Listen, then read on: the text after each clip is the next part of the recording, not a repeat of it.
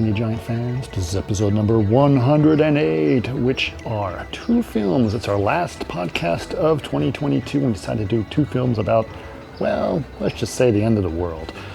We start off with Dr. Strangelove from 1964. Of course, that is directed by Stanley Kubrick. And it's also starring, of course, Peter Sellers, who plays multiple roles, and a fantastic performance by Mr. George C. Scott. And we decided to pair that with this little strange, little independent film from 1985 from New Zealand called The Quiet Earth. And it is a little bit of a sci-fi film, very much end of the world type film, and quite amazing. Actually, I think a lot of people have not seen this or never even heard of it, so I think it would be really cool. It's directed by someone named Jeff Murphy, so pretty cool little film. All right, got a couple of announcements. As we are sort of kicking off 2023, Eric and Daniel and I decided we were going to record a whole bunch of podcasts because our inventory was actually getting low. So that means that there's going to be lots of recordings in the coming week that you guys can be part of on our Twitch channel. And the first one we're going to do is going to be December 31st, so New Year's Eve. We're actually going to be doing The King of Comedy. The second one we're going to do is on January 2nd. That's a Monday. We're going to be doing Tootsie. And on January 7th, which is Saturday, the next Saturday, we will be doing Anti-Meme. And all three of those will be at 3 p.m. Pacific Standard Time, the normal time we do our podcast. So go ahead and check those out. And if you want to be part of it, we'd love to have you be part of it. Just go to twitch.tv/martini_giant. Again, that is twitch.tv/martini_giant. And of course, as we are at the end of the year and you decided you want to try to support us, we would love to have you as a Patreon member. Please join us. Please be part of the Martini Giant Fund. Just go to patreon.com/martinigiant. And we'd love a donation from you guys and be part of our patrons. And as a patron, you'd be able to do all kinds of fun stuff on our Discord, but more on that later. But for now, please enjoy Dr. Strangelove and The Quiet Earth. Happy New Year, everyone. So we should tell a little story about how we came up with this, because it's always this, it's just the way that things are with us when we say, it's like, we're going to do a story, we're going to do movies about tanks. I love it. We're going to do tanks. And then we end up with this. It started off with tanks. It's okay. It started off with tanks, and then we were saying, we're going to do Fury and it's like, we know if we do tanks, we should do submarines too. So we do das both, right? And then suddenly it's like, oh, hold on, when is this coming out? End of the year? We should do post-apocalyptic. So it's like, okay, so... Well, we were first looking for New Year's Eve movies. And then one of the New Year's... You just moved the mic closer after you told sorry. Sorry, New Year's Eve movies. And then, and out of the New Year's Eve movies, we were like, oh, we could do... we could do Strange Days. Strange Days, which is a almost apocalyptic movie. It's a millennium movie, which feels apocalyptic. And then we got into discussing apocalypse movies, and that's when we said we should do Strange Days and Dr. Strangelove. But it turns out that Strange Days is not available anywhere at all. At all. That's really strange. Yeah. But we've run into these issues before. Yeah. Like, it's streaming, it's just, unless you own physical copies of things, it's not guaranteed you're going to be able to see. Yeah, it is a total drag, man. I used to have a fairly large physical library. I do not have it anymore. And what happened to it? I ended up walking away from it. So you sold it, or no, it's part of a previous life, and I walked clear of all that, and so I just let it go, and I don't regret doing that, but I do miss the idea of physical media quite a bit, and so it's one of those things where you just go, like, in the moment you're like, oh man, I could buy a copy on Amazon of this thing. And then you see it disappear from your Amazon list, and suddenly you don't have access to it anymore, even though you supposedly bought it. I'm like, This is like if Amazon broke into my house and stole my shit back. Yeah. It's not acceptable. Yeah. But I think this is too bad. It's convincing me to get back into the physical gear scene. They're going to put things in physical gear where they're going to have to check online if you have the right to see it, and then they refuse to play it for you. Seriously. Mm-hmm. That's the way it goes. That is the way it is. Yeah. But I think philosophically it is untenable. Like, we can't let art just disappear like that. That's too bad. Anyway, so we didn't do Strange Days, and then I don't know why. I mentioned Quiet Earth and we said, let's do that. I was like, okay, so Doctor Strange and Quiet Earth. And we're trying to figure out, like, how do we tie these together? But there's actually, I think there's plenty of things we can do to tie these two together. Sure. My guess is that a lot of people have seen Doctor Strangelove. And those who haven't, that's great. We'll catch you up on it. But I'm assuming that not many people have seen The Quiet Earth. Have you ever seen it, Eric? Quiet, I never saw. I saw this many years ago, probably when I was a teenager. Yeah. And I'm not even sure if I saw the whole thing because the ending was relatively new to me. Like I remember the beginning because it's like there's a Twilight Zone episode that's like it. Similar, yeah. And then that's sort of just trailed off. I was like, I don't remember where this goes, and so it was interesting to watch this again. Yes. So I first watched it with my buddy Keith, who was a very good friends with back in Houston in the 90s when I was in grad school. In the summer, there was a independent video store on West Gray, I believe was the name of the street in Houston, called Audio Video Plus. Nice. But they had a really good collection of stuff, right? And in the summer, they had a deal where they would do 5 movies for $5 for 5 nights. For 5 minutes. You could only get to rent it. No, so 5 nights. Fast forward. So you had 5 nights and you'd rent 5 movies for 5. So for us, it was great. But it had so many cool things there. And at one point we got all these weird German existential films and it was terrible. It was like the worst $5 we ever spent. And then it was just too much. And then we decided to we're going to redeem ourselves. And we took it all back and rented a whole bunch of Russ Meyer's films. Oh yeah, that's a payoff. That's almost like 10 movies, if you get my joke. And then after that, one of those times, he's like, he was throwing in, but it's like, oh, this is a really weird movie. We should watch this. I was like, what is it? And it was Quiet Earth. And I was like, I loved it. Right. Now, here's the thing, just give people, an idea. This is a post-apocalyptic film in a very classic way. But what I love about it is that there's no zombies. Yeah, exactly. Yeah, it's true. It's like There's no anybody. There's no anybody. Yeah, like it's a pretty extra-less film. Yeah. That's another film festival. The extra-less film festival. Extra free.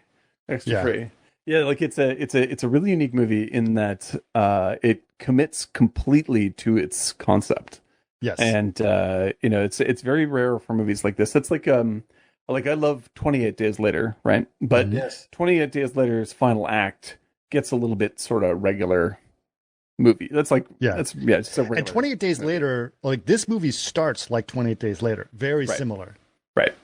And so like I think that like that regardless of the movie's all over the place tonally and everything else, but I like the fact that it goes hard after the idea. And I think that's really admirable. By the way, when you watch that, the opening scene where the guy is naked and then he's like a hard-edged cop or some guy, he seems like a cop. Right. But that opening, I'm telling you, Lethal Weapon, the first one with Mel Gibson. Oh yeah, it's that's true. That was wait a minute, that's so Mel Gibson, and it was before Mel Gibson. There's a couple of things in here that there's a lot of things that get ripped off in this in other people's movies. In other people's movies, and in fact, have you guys ever seen Last Man on Earth? The show Last Man on Earth? No. It's the same thing, except it's done as a joke. Right. And it's Will Forte who does it, right? Right. Yes. Okay. And Kristen, what's her name? Kristen Schaal. Schaal is. Yes. So it's the same idea, except done way funnier. Like, as a joke, right? Right. So, like, he moves into this big mansion and then he basically just treats himself, buys all this expensive stuff and then drinks himself silly. Like, so he literally takes a kiddie pool and makes a giant margarita out of a kiddie pool. Right. And sits in the kiddie pool and just like has salt along the edge of the kiddie pool. He's like licking the edge and then has a huge straw. Like there's a because the bathroom doesn't work, he takes the the pool and he cuts a hole in the diving board and just Right. exactly. Oh, that's so great. Go ahead, Dad. Yeah, it's like it's this movie has, like I said, when you watch this thing, I saw it on Tubi. Yeah, it's on Tubi, and it's also actually I watched it on Canopy. On Canopy, there we go.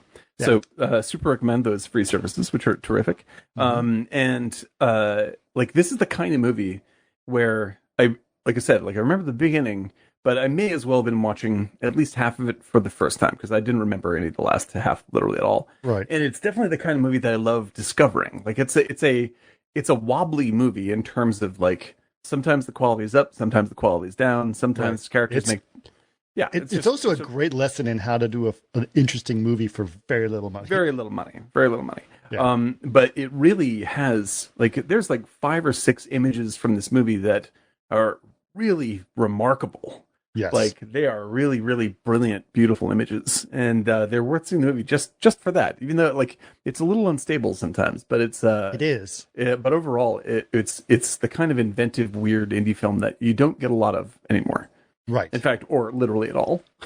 Literally at all. Any of those. Yeah. Really, there's a lot of. And I was wondering, was like a town just basically being sold off somewhere that they're like, we can destroy that gas station. Right. I mean, it's like New this. Zealand, What right? if I took a truck and drove it through here? I mean, it's like if you gave me a town to destroy, I could probably come up with a script in about 2 weeks. Well, that's what happened. Right. That's what happened with my buddy when they were filming Slither, or not Slither, Splinter. Yeah. Like it was literally a gas station that they were going to tear down, and it's like, hold on, let us use it for 3 weeks, and then we'll blow it up at the end. Yeah, it's terrific. And the thing is, we get so much production, but like, there's a sequence in this when he sees a fire like in the distance and he goes over to it, and it's this entire building that's just like totally crushed and on fire, and you slowly get the idea that this seems like a plane crash, and I thought they were going to cheap it out. They're going to be like, well, you know, you'll see the wheels on fire, but we can't afford. And then there's a watch over, you're just like, yeah, that's the whole plane. Yeah. Like, I was just like, holy shit. But they did it. A lot of it was very clever matte paintings and stuff like that. Forced perspectives. They design these things super, super well and integrate them very, very well. So it works very well. But like you said, they committed to this idea. So a couple of things. Way, just so West Side Story, the original West Side Story was in a neighborhood which is now Lincoln Center in New York. And they were going to build Lincoln Center. So they said, let's shoot there while everyone's moved out. Destroy it before we demolish it. So they shot there, but then when they shot, they really had to do it because they literally had wrecking balls ready to tear it down, and they did to build Lincoln Center. Yep. So no, it's a great way to get. Was the streets and everything? That whole neighborhood was where Lincoln Center is now. Right, because they basically turned it into a soundstage, so it still has an old Hollywood soundstage vibe to the lighting because they could take over the entire place, and it still feels real because it is actually real. Yeah. Yeah, it's a really strange. I'm not the biggest fan in the world of the movie, but I think the look and the vibe are impeccable. It's a really wacko film. My sister had the soundtrack on an LP, and she used to play it all the time. It was weird. Yeah, it's not my favorite musical. It's not that great. like I saw. Have you seen Spielberg's version? I have not. It's extremely well made. Like I think that may be a better movie than even better made than even the original one. Camera work is insane. The dancing is great. Like it's a total beautiful Hollywood show-stopping movie. It's just that I don't like the music very much. Yeah. So it's just like, I want to live in America. And just like, oh God, this fucking song. I want to have my own podcast. Yes. Exactly. Why don't you call it a giant podcast? Why don't we call it a martini podcast? That's. I didn't mind it. I didn't mind West Side Story. It was, but. Wasn't Sorry, like I was we jumped around on my way to work, but it is cool. Okay. So let's jump into Quiet Earth. As we've been hinting, this is a post-apocalyptic world, and it starts off with an overhead shot of a man naked in bed sleeping. Yep, upside down. So it's a little upside down, hanged man imagery. Yes. Right. Little bit, a little can't quite figure out what's going on. But there's a little flash on the screen that happens, and then he wakes up. And as he wakes up, I'm not going to get too much into it, but he wakes up and he starts to try to get to work. Things are strange. Cars on the side of the road. Everything's kind of strange. No one is around, and he quickly realizes that there is no one left on the planet, right? But it takes him a while to go through that process and understand what's going on. He also realizes that he is a scientist, and he works at some kind of a lab, and he looks around the lab and he's trying to figure out what's going on. And one of the people in the lab, there is a person that's sitting at a control in the lab, but that person is dead. Now, keep in mind, we have not seen a single other person. Right. So there's no living bodies or anything going on right now.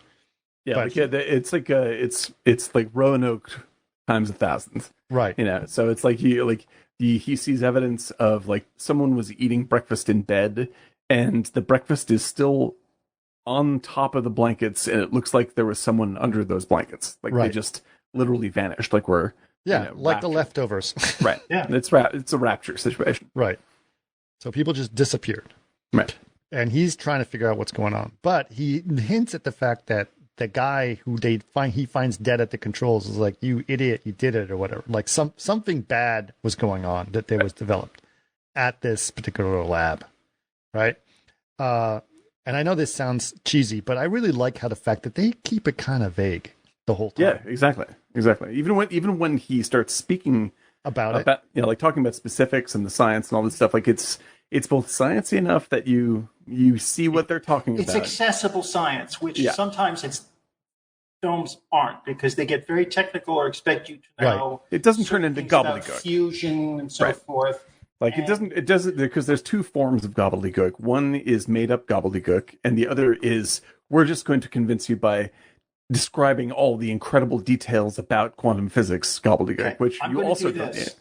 Go ahead. Give me one film, Dan, that is good gobbledygook, science gobbledygook.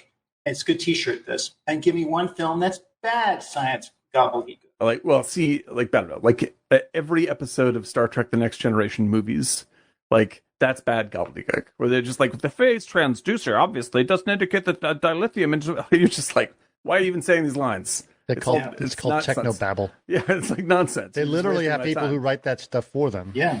Right. And let's see. It's harder to come up with but there are movies that try. Alien had good technical. Oh yeah, exactly. Because the thing to do is in both cases, don't over explain yourself. Like I already bought the movie. I bought the ticket. I believe in your movie already. And you can't, if you just throw all this jargon at me, whether the jargon is made up or it's factual. Avatar had terrible gobbledygook. Yeah, that has gobbledygook. But it's terrible. Like, that's what I'm saying. Unobtainium? Like, seriously? Yeah, it's just like, we don't even need to do this. Yeah. Like, you like, simplify it more, and it'll be better. Right. And you don't have to convince me of the reality of something that I'm already bought into. Right. And so, like, movies that get self-conscious about this stuff are essentially playing the same game of how fans need to have believable science and explanations for what happens in a movie. Like, why? It's a movie. Like, I don't need to know why someone who's psychic can do psychic things.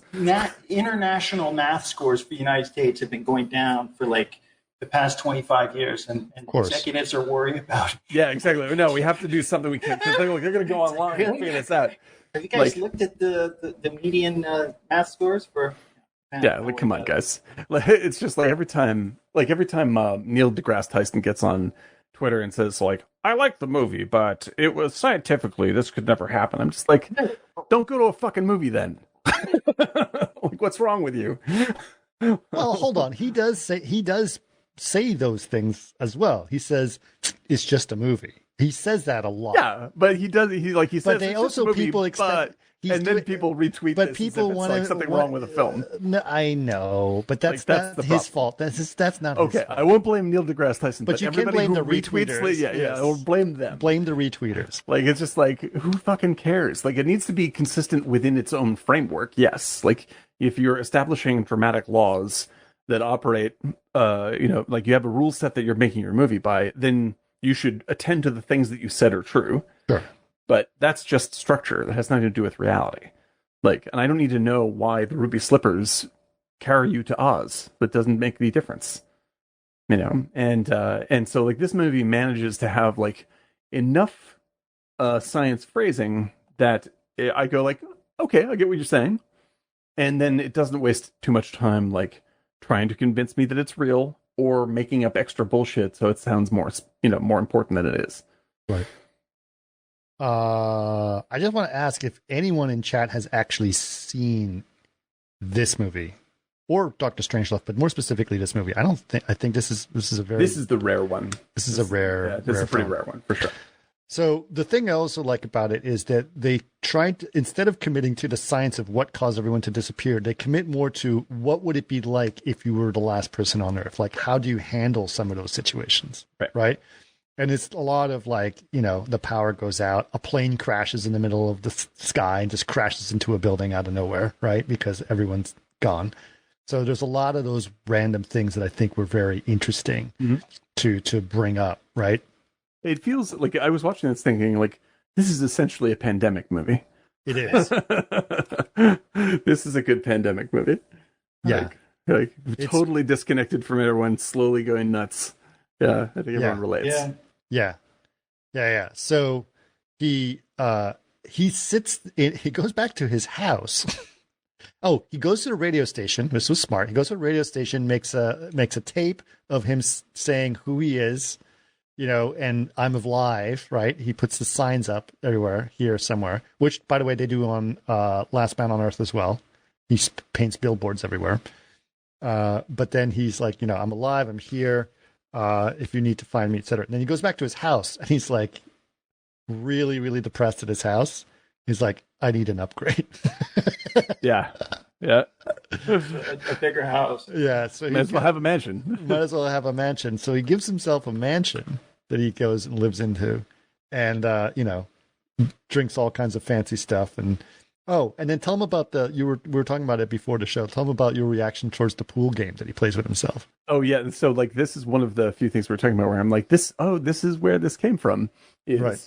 The scene in it's especially leveraged in the second Lord of the Rings movie. The beautiful stuff where Gollum is talking to himself, and it's shot as if it's two ends of a conversation cross-cutting. Right. And then it sort of occasionally reveals that he's just started going, turning back and forth like this. Right. That is from this movie. That is from this movie.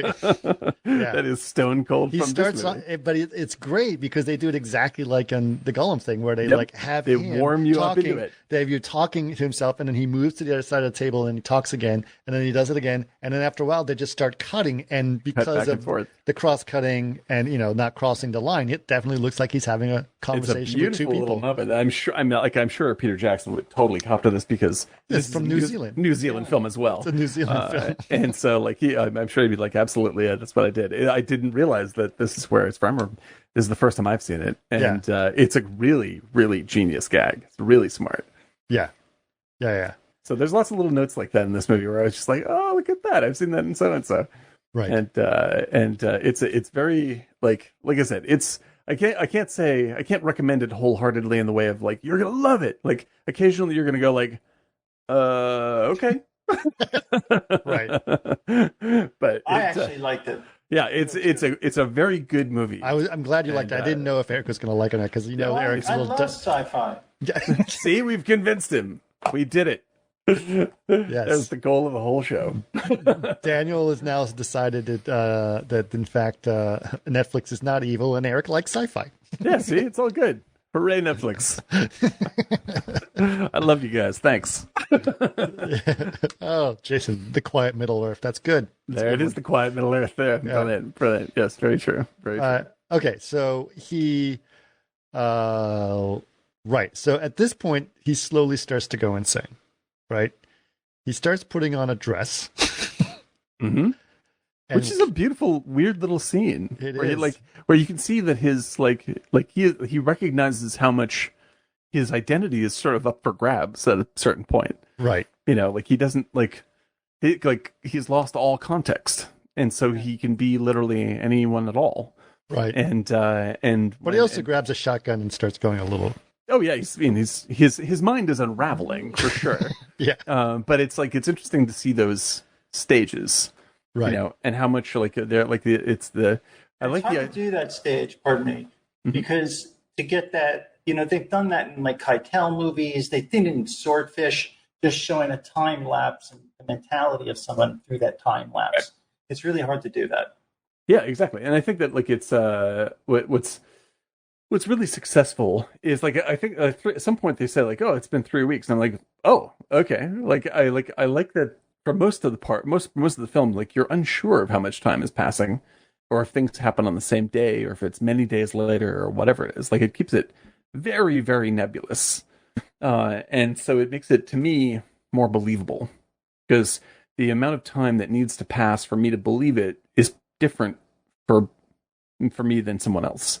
I think if you were the last person on this planet for 3 weeks, I think you would start. I think everybody would go through this, right? For sure, right? I think that some people may watch this and go like, "Oh, I totally have my shit together for months," and the movie isn't very explicit. That would be a great time to catch up on reading, right? I mean, I'm good at being alone, and even the movie is just I thought I was good at being alone, but this is a different thing, right? And which is I think that a lot of people discovered during the pandemic. It's it's a different situation than just sort of spending time with yourself. Yes. Yes. Yeah. The movie's very effective. The ability to say, all right, time's up. I'll do something else. Right. Yeah. So what he starts to do, he does, and this is interesting. They did it in Last Man on Earth.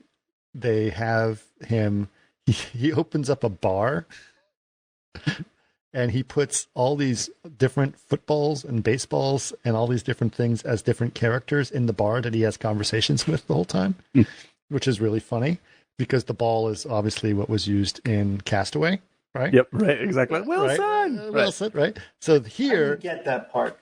Where's he going to get that printed? But yeah, no, I think he just picked up... So he has these cardboard cutouts of all these different celebrities, mostly evil dictators. Right. Like Hitler and stuff, and he puts them in his backyard, and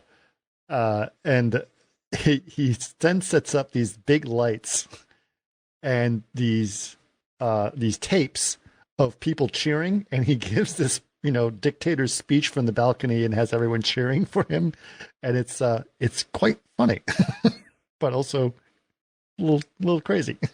Right. It's a really little scene. I feel like these. Watch him go through this sort of stretch of emotions over the course of a single scene, right, is really wild because he sort of makes it it's sort of funny to start with, and he makes it really political, and then that sort of falls apart, and then it's just really personal, and he's like, I'm alone. It doesn't make any difference. None of this makes any difference. Yeah, and all those levels just sort of fall away from him. And that's a great shot also because it plays through all of that, and then the lights go out. That's the scene. That's the moment when all the electricity collapses. Right. And I'm just like, that's a beautiful way to underscore, because it's like an emotional way to say that. Right. Right. We've crossed into a whole new world now. And then at this point, he decides he's going to get his shit together, and he cleans up his act. Right. And he moves into a new house, a modern house, but then uses big generator to do stuff. And he's basically like, okay, I'm going to try to make this work. Somehow he's going to convince himself to try to make this work, right? And then how does he run into the girl? I forgot about how does that happen? She's where is she? I forget where that starts. Right. Because the house.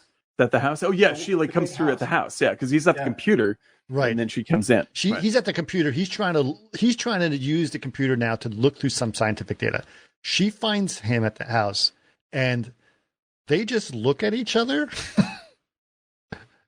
terrified, and then just like hug each other, like, oh my God. Which is like, it's perfect. I was like, that's the perfect reaction. Neither of these people have seen anybody in forever. Right. And then there's just like, they're overwhelmed by, as opposed to not trusting anyone. Yeah, there's no fucking baloney. Like if you're watching this and it was The Walking Dead, you'd be like, get on the road, all that kind of stuff. And instead they're just like, thank God, and they hug. Right. So you'd be overwhelmed. Right. Yep. And they do a little bit of the get on the ground stuff when later in the film. The other guy with the other guy. But it's sort of like, by that point, it's understandable in a different way. Like, it's like, that's gone on so long that, like, this dude's in his own head about stuff. Right. As opposed to, like, these two are still sort of dealing with the fact that they're alone in the world. And then just before they lose their fucking minds, they meet somebody else. Like, it fills them back up again as people. And to let that scene play out, I was like, that's really, I don't think people today would make that choice in the screenplay. No, no, they have to have that moment of get on the ground. Yeah, they make all this false drama happen, and like, I would say, like the scene, if you did this, like, I would say, like, you could do the scene even like even harder, because I feel like you'd actually break down if you saw somebody else at that point. Right. Like, so it isn't like, it's not one of these things where you're like, oh, it's a flawless scene. I'm just like, it's just the right choice. Right. Like, it was just the right choice to make. And it's like, it's a choice that doesn't occur to most writers or filmmakers to do that. And so even though, like, you could do it a little bit better, it's still the rare good choice. Right. And that's sort of like, that's generally how I feel about the whole movie. It's like, there's all sorts of stuff you can do better, but most people don't do it at all. And it's really great in that way. It feels like it's inventive because it all the answers it has are realistic emotional answers. Yeah. Yeah. What I do find interesting, so you brought up, it's like this trope has been done many, many times, right? And people have, as we have been noting, have been ripped off this exact thing, but they do it differently. They would have had the get down on the ground moment, right? Right. They would have had, Omega Man type or as Jason's saying, I Am Legend type of thing, not trusting people because they're zombies or whatever it is, Right. There's none of that. They're like, oh my God, another person. Right. Right. And it's kind of awesome. But the other thing, obviously, what they realize is like, okay, I am not the only person here. So therefore, maybe there are others. So this sets them off on a search for others that could be around. Right. And her idea is to go to places where people might be trapped, like prisons or insane asylums or whatever, which sounds dangerous. Sure. Right. Exactly. Yeah. He says so. Yeah. I don't know if we want to do this. Right. Right. But there is some great, they've got walkie-talkies and they're moving around the city, and it's a little, this is where it starts to get, there's some beautiful shots of them in empty hallways looking for people that are, the music is, it's got it's some beautiful shots, overhead shots of intersections with like trucks in the middle of them. Right. Lots of trucks that blocking things. For that stuff. Yeah. This is it's got to be a really cheap film. Like, there's just no, there's just no way this is expensive, because this is like New Zealand's first science fiction movie, anything. Right. It's just like New Zealand's made plenty of movies, but this is like, the budget was $1 million. Yeah, it's like it must have been extravagant for that time. Yeah, unbelievable. And so they really thought hard about like what are the images that are really going to convince people, and they spent their money on those images. Yeah, you just need a few. They need to land it in exactly the right spot. And I think that most like it's like, I hate to. At some point, we're going to bitch about Marvel movies, so let's just start it now. If you see the trailer for the new Ant-Man movie, like $1 million per pixel. Yeah, we probably know people that worked on Ant-Man. There's probably loads of incredible work in Ant-Man. Absolutely, Ant-Man 2. But the fact is, when you're doing 2,300 shots, like, the butter's going to get spread a little thin. Yeah, like, that's just the way it is, and especially on a show. Gone, because it's just, right. It's not like seeing the alien creature for 30 seconds total. It's like right, okay. like you get if you put your money where it's going to really convince people, the effect is much better than trying to spend, like $400,000 a second to convince me that I'm in the quantum world. Right. Like it's going to, like, at some point I'm gonna be like, this is getting pretty green screeny, whereas like in Quiet Earth, I'm like, there is fucking nobody here. Like it really gets, I mean, it's more effective than even the opening of, what's the Heston movie? With the vampire son, Omega Man. Yeah, like they do a couple of great shots in Omega Man at the beginning where they clear out downtown San Fran and whatever it is, and like he's driving around really fast. And this, like, they're just driving through like huge swatches of the city. Yep, and there's just nobody, and you're just like, this is really fucking weird. This is really weird. Yeah, like there's no CG. There's no way to do any of that stuff. And so, like, you feel that after a while, and the fact that they're being almost casual about it convinces me even more. Yeah. And the way they talk to each other on, like, on the walkie-talkie, which is coming, it's like, is that you? It's like, well, who else would it be? Right, exactly. Yeah, and it's so they really play into that idea, and then to start, she's kind of coy with him. Also, this is interesting, right? She's kind of coy, but it doesn't take them long before they have sex, because what else are you going to do, right? Yeah, exactly, man. Like if it was me and a lawnmower, after about a month and a half, you'd be like, I don't know, maybe. But it is interesting. So she's obviously she's interesting. She's very cute in this very 80s way. Yeah, I've seen that actor before. I don't know what she's been in, but she's very charming. She's really good, and I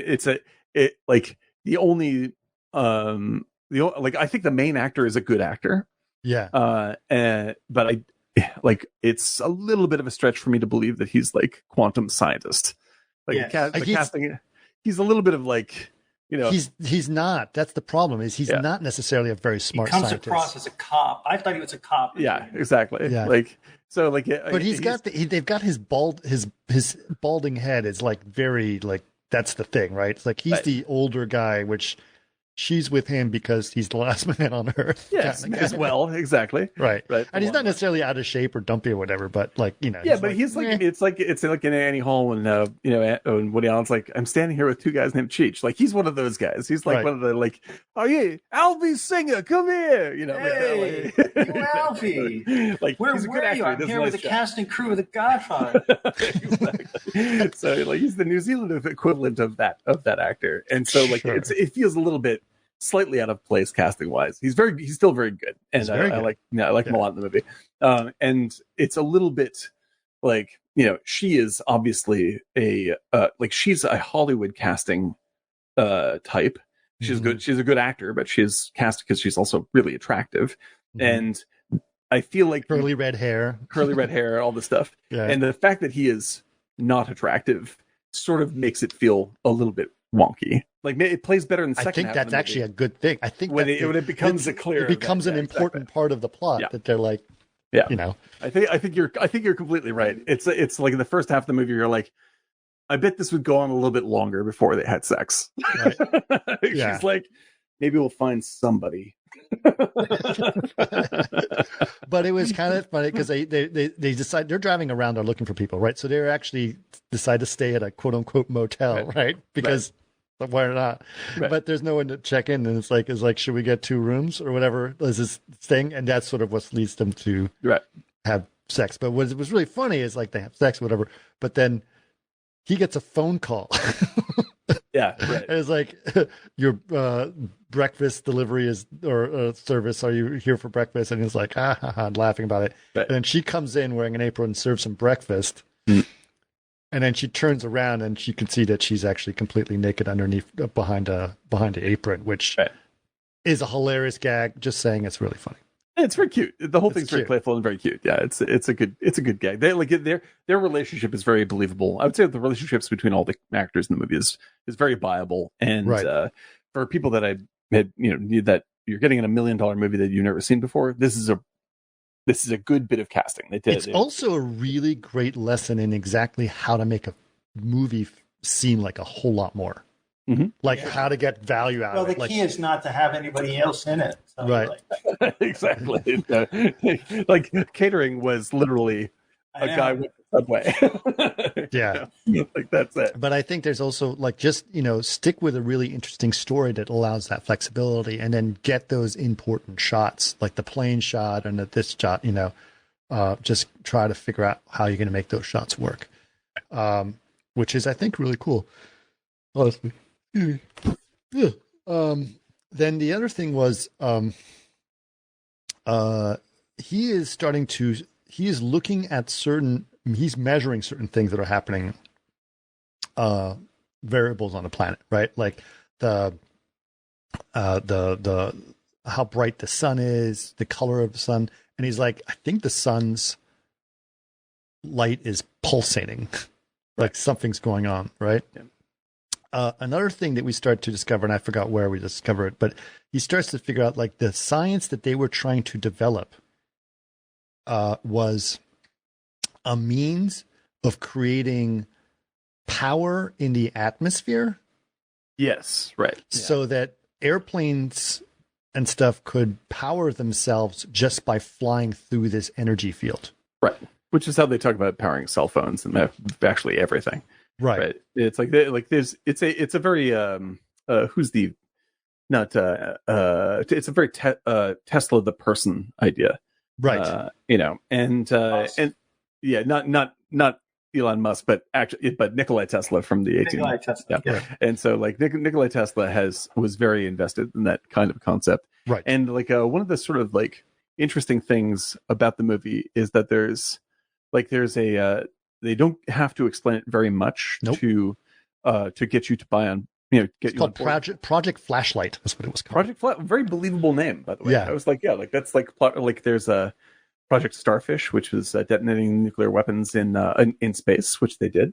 Mm-hmm. Yeah, so they get all these nice little notes. Very, they nail it on these. They also said the Americans were in charge of this, and we were just doing what the Americans were telling us to do, which is also exactly. And so apparently this is a whole cycle around the planet or whatever, and they're in New Zealand, so they're like one of the little stops of this whole energy field thing, right? And so they're like, we're just doing what the Americans told us to do, which is. There's definitely a slide about that, which would tie in very well with Dr. Strangelove. That's the thing I think that. They were also a stop for us in our astronaut program.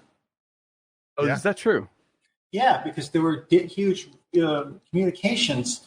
Apparently, because there's a lot of footage of the moon landing that was in it's almost like a place that looked like what you saw, the little dish looking up. And what they had to do is that the relay would come to them.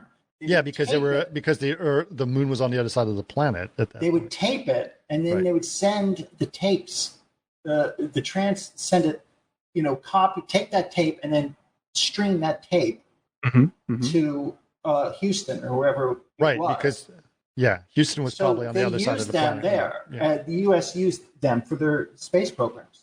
Right, that's fascinating. Yeah, that's really interesting. So all those tapes were found actually in a abandoned military base that housed that dish. That's interesting. Yeah. They get a lot of great by getting those little bits right. It goes a long way towards broad believability. Yeah, and it's just enough. Yeah, it's just enough. It's a little breadcrumb, and they sort of like you put it together in your head, and it really works. And it hints at as like did that. Did you see that? Like, there's a little blips that happen in the film where like things go black and white or negative for a second, or half a second. And they do some old school almost video toastery stuff as well. Yeah, it must have been pretty experimental at that time. It must have been pretty weird. Yeah. But you had them sort of reacting, going like, "Did you? Does that just happen? Weird? Did something strange happen?" And it's very interesting. How that dynamic sort of happens between them. But anyway, they're in another town and they're looking around, and she drops her off, and he decides to drive down this alley that is blocked in one side, and he's going to block on another side. And then suddenly, as he's trying to back out of the alley, a truck slowly rolls in, blocking him in. And then he gets a little freaked out about it. He goes up to the truck to try to see who's in the truck. There's no one in the truck. He's looking, trying to find it. And then some guy, assaults him. Gun. Yeah, he has a machine gun. Yeah, right. Exactly. Right. And it's a big black guy, but I think he's native New Zealand. I think that's I think that's true. Yeah. Right. Yeah. So but like that, and what's interesting in the movie is like they deal a little tiny bit with racial tension in the movie, right? Yeah. They don't like make like a big deal about it, but they do let it be part of the tension that's happening. And I think that's a really because they don't lose sight of what they're at the overall. Like they don't let that overwhelm the movie, but it's great that they included it a sort of a base level that makes you very uncertain as to what will happen between these people. Right. And that they recognize it, and it's a constant presence, even though it so that when things turn out differently than you expected it to, it reinforces the believability again. Sure. It's like you think, oh, they're going to do this. Oh, they're doing this. And so it makes you trust the movie a little bit more, and that the movie sort of thinks that stuff through is really appreciated. Yeah. So you think this is going to be a big old, shootout, blowout, but it turns very quickly to like, oh my God, I'm glad we see it, and they all give each other a hug. Yeah, exactly. Like that, and it's a weird moment. Because it's literally like he's like got the guy at gunpoint, and he's trying to like take me to the other person is this a lie, whatever it is. Right. And then when they all get together, like it's the same overwhelming experience, and they all just like hug in a. But it was, I forgot what it was. It's something the guy says to him, like, "Why didn't you do?" It's like, well, why the hell would I do that? I'm the last person. Like, right. Why would I do that? Right. It's like, oh, right. Yeah, exactly. Because this is like so I made a short film for Fox a while ago, which was I do remember that. Yeah, it was sort of a prequel to the ape stuff, right? Yeah, it was in association with Planet of the Apes, and like because they funded 3 short films to give a little backstory between the first and the second movies, right? Mm-hmm. And we ended up winning like a SS Set. We won a Webby Award, and it was well received and all this great stuff, and it was good. But like my episode, I wrote it and directed it, and my episode was essentially how people, it's like a society is starting to collapse in the short. Like I had people like they get much more communal and started trading stuff and being much more open and close knit about everything than they had previously been, and which to me seemed realistic because like you're not going to like hole up in your house and be afraid of everybody. You're going to try to form a community that's tighter because you feel safer and more connected that way, right? Sure. But the amount of people in the YouTube comments who are like, this would never happen. People get desperate and start killing each other immediately, and I would hold myself up and make a concrete bunker. And I'm just like, that's not how people think. And my evidence of that. Oh, did we lose you again? No. No, you're back. Okay, am I back? Yeah. In chat, let me know if I disappear. Yeah. You're good. But yeah, like if you look around us, it's like I love Mad Max movies, but if there was a horrible apocalyptic event, I don't think we'd spend too much time trying to kill each other over who makes the best race cars. Like, I think we would try to build a society again because that's why we have a society in the first place. We're built to do that very thing. And so to see it in a movie like this, I was just like, it's such a trope that like, there's a disaster and then we're all just going to fucking kill each other and be bad. Like that's the way that movies. But that's exactly what I'm saying is like, I think people think that's not how movies are. Your zombies movies supposed to start like this, do this, do that. Exactly. It's like, no, it doesn't. Yeah. It doesn't have it likely would not happen like that. Right. And why are we addicted to the fantasy of it happening like that? Like it makes hey, Mad Max is a great movie. I'm not saying don't make that. They're doing the same, dude. It's the same thing with Star Wars. No, I need to see the Millennium Falcon. I need to see Chewbacca. I've got to see a Death Star blow up. This is what has to happen, right? Oh, I need to see. Yeah. I need to see a T-Rex. I need to see the, like this is Jurassic Park. It's like people want to see all that stuff over because that's what they want. That's their comfort food, right? It's comfort. It's like it's risky to watch something new and it's scary to invest your feelings in something that may go wrong. And if you see a baby Yoda doll, you can go, "Oh, I love Yoda," and you feel instantly fine. And so the more you have of that, the more, fucking popcorn, you're just like, oh, and I can be comfortable in my movie seat, the better it is, in the immediate sense. Long term, it's what terrible. was the thing on South Park, the member berries? Member berries, yeah, exactly. Member berries. Remember when they, yeah, exactly. Remember the $6 million man? Yeah. Like I've gotten okay. Great. So remember when we for anybody who's seen Disney's Andor, right, this new Star Wars show. I know you keep talking about it. Like this show is terrific. Like it is no member berries. That's 0 member berries. No lightsabers. No lightsabers. No lightsabers. No lightsabers, no Darth Vader ripoffs, no Boba Fett's, like 100% new shit all the time. Serious. And how did the fans reply to that? That's half of them fucking hated it. It's the lowest rated Star Wars show that is out, and I've argued online incessantly with people who are just like, "It's not Star Wars." I'm just like, what you are saying is that's not Star Wars because it's good. Here's the thing. How do you think then about creators knowing that they're creating something? Pardon me, I might have to get a coffee, guys. But creating, like a director or a writer coming in, knowing you're basically making comfort food. There's no challenging there. Oh yeah, sure. It's after a while you'd be like, "Fuck it, I just." You know what they do get though? They get a lot of money because I know they get a lot of money. And so that's why those movies are expensive, because people after a while take the money, but it's like there are probably people who are all they do is work on those kind of shows. Yeah, for sure. I mean, the thing is, and I don't hold it against that's a good gig, man. If you get like a few $1,000,000 in your pocket, and like I do it once. Yeah, that's all right. I mean, like Chloe Zhao doing the Eternals. Like Chloe Zhao is one of the great directors of actors probably ever, right? And she's like, "Yeah, I'll take an Eternals movie. You bet." And she does it. And she gets I'm not X many millions. The making of the money. I'm saying there are people whose whole careers are just doing this Star Wars stuff or Avengers, and it's like make something that's not challenging after a while. It's like, I mean, if people are into it, if they just like the challenge of that job, then I can't say it's bad. But like, God, I do so diplomatic. Well, I just think like it's like some of my favorite. Like I love Peter Hyams, right? Yeah, Peter Hyams made some of my favorite action movies, and he also did 2010, right? And 2010, which I love, right? That's like a fucking work for hire movie. They're just like, listen, we're gonna. He did Capricorn 1. He did Capricorn 1 for Christ's sake. Outland. Outland's pretty good. It's fucking awesome.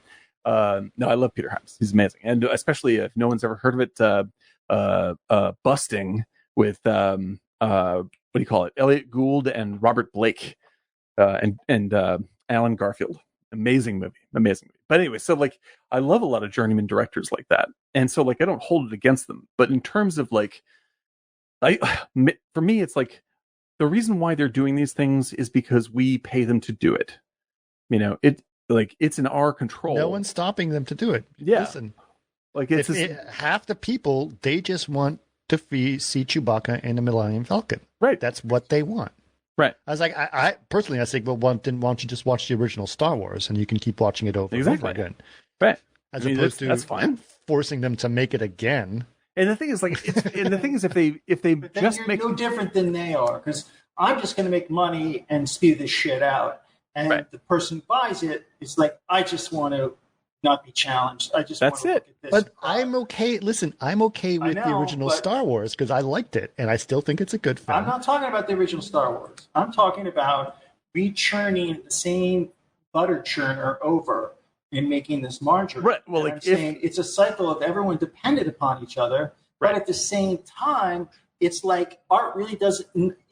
Our industry doesn't move forward if people say, you know what, fuck it, I'm going to just make my next I agree. Quiet Earth. And they're not. They're just taking the money, and I understand. Everyone wants money. I need more money in my life. Right. But at the same time, this cycle will never end. So all these complaints that you guys have about this and this, unless somebody starts to step out of the comfort zone and then try to challenge the citizens that pay for this. Well, this is the it'd be good for a podcast because we can keep talking about this shit forever. Well, it does happen, and I'll tell you why. I'll give you an example. Of course, it happens. Yeah. Because some guys at HBO decided, you know what? We're going to take this book that people think are really popular, and we're going to start making a movie out of it, or a series out of it. We'll call it Game of Thrones, right? And the first season was verbatim the book, right? And people were like, this is weird, because a lot of people haven't read the book, and they got into it, and it got really, really big, right? And it was huge, and it wasn't based on any other thing. It was based on a book, but they took a chance. And it was cheaper in the first season, and it got more and more expensive as it went along, as it got better, right? And so there you go. They took a chance. Now, it's also funny is you can also take that same concept where Amazon goes, we're going to buy the Lord of the Rings rights. And oh my God, look at how much money they threw at that.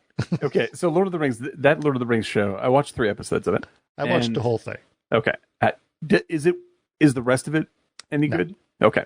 Because I tapped out in the middle of the third one. And I'm not saying that there wasn't good stuff and there wasn't beautiful stuff. No. But there was at $60 million per episode, it better be beautiful. I was just crazy. It was just I was completely unengaged. I was just I don't care about anybody here. It's occasionally pretty. That's not enough for me to spend my time on. It's just that there's no thing here, right? And with that, and with the way that Star Wars is going on, all this, I don't begrudge people loving stuff. Love it. I'm not gonna. If you love Rings of Power, and I say I don't, then I'm wrong. As far as you go, I'm not going to convince you not to love something. Love it. That's what I wish I could love it also. That's great. So if you love goofball 8-year-old Leia being chased through the woods by Flea in the new Obi-Wan Kenobi show, I think it's terrible. But if you think it's amazing, watch that, please. I don't want to get in anyone's way. Enjoy yourself. Right. I don't have any judgment about that. But what I don't want is for people to watch Andor and. Oh, are you still there? Hold on. You're back. Okay. I think you keep losing your mic. Maybe that's what's going on. You're getting very animated, which is totally fine. There you go. Let me see if I got this plugged in. All right. So yeah, I'll stay back here. Andor. You said Andor was the last word you said in any. Okay. So what I want is for when they take a risk like Andor. Right. I want the people that love the Obi-Wan show, which I don't like, to not get in the way of the fact that I like Andor, just like I didn't get in the way of them loving Obi-Wan. Right. Don't say we're going to we need to have Kathleen Kennedy fired and petitions and getting online. Are they really saying that? No, yeah, it's they fucking hate it. They hate it. And they hate it because they don't like the idea of other people loving Star Wars wrong. Dudes, you don't have to watch it. Isn't this the same thing? Isn't this like Trekkies? Yeah, exactly. It's this is the thing. It's please make all of the trash Star Wars you want. Didn't please. Trekkies really get upset when the what's J.J. Abrams one came out? They're like, yes, right. Yeah. And I know many people, right? Because they're like, there is a way, apparently, and tell me if I'm wrong, but apparently there's a book on how ships need to be shot, how. There is a specific style that's supposed to be followed for Star Trek that was violently, of course, it's misrepresented. And the thing is, I am a huge fan of the original Star Trek show. I've seen the original Star Trek show a zillion times. And I saw the new Star Treks, and everyone's super mad about them. I have plenty of close friends that are very mad about them, and I was just like, well, those are pretty fun movies. It doesn't feel like Star Trek to me, but who fucking cares? It's kind of a fun action movie, right? And I'm totally fine with that. It's okay. And the thing is, I already put up with, decades of multiple Star Trek shows that I think are terrible TV, but I'm just go with God, man. If you like that stuff, then if you like Neelix and the goofy jokes, it's all you. That go for it. Absolutely. No harm, no foul. But don't make that the protected industry, because that's going to lead nowhere. With Star Wars, make all the shitty Star Wars you want, but don't lock it down so the only thing we get is shitty Star Wars, because that makes you feel safe, because then it will just die. All the creativity and all the interesting stuff, because the original Star Wars is a fucking crazy indie film. People forget that, right. That was unlike anything anyone had ever seen. That's why it blew up, and now they want to, companies, like we talked about in the other episode with Apocalypse Now, it's like the Disney wanted to turn that into something reproducible consistently, like they're making Twinkies, and eventually you can't just eat Twinkies, you'll die. Like, that's it. No offense to Twinkies. Have you seen Super Size Me? Remember the guy who eats Big Macs every day? Exactly. And so like that's the deal. Like something, whatever it is, like when Quiet Earth comes out, no one should be coming in saying that needs to be more like Mad Max. Like, it doesn't. In fact, the fact that it's not like Mad Max should be celebrated. Like, yes. This is inventive. Like, look at this fucking thing. And in fact, what was cool was when Mad Max came out, nothing had been like that before. Nothing was like that before. And that's what made Mad Max cool. And that's like with Fury Road. When Fury Road came out, like, Mad Max had never been like that before. It's just like, I'm not going to fucking just make Mad Max again. Like, I'm going to make it crazy. And you might be, if you're on board, you're on board. If you're not, you're not. But it is totally new. Yes. In regards to itself. Hot chicks. Oh, of course. Clearly. No, and Tom Hardy. Yeah, but before it was like there was a gay subtext. Oh, yeah. Good God. And Humongous was amazing. That one guy looked like, what's his name? Judas Priest. Yeah. The singer. Yeah. And when he's on the bike. Oh, it's terrific. And it was very much, I think, British Steel was around that time, too, the album by Priest. And so there was that kind of whole thing going on, and you could pick up that vibe. Like both sides of Road Warrior. The new one is just beautiful women all stacked. The fertility was like... Right, well, and it's because they chose to make a movie about how women are, like, how women are controlled, even with their own beauty.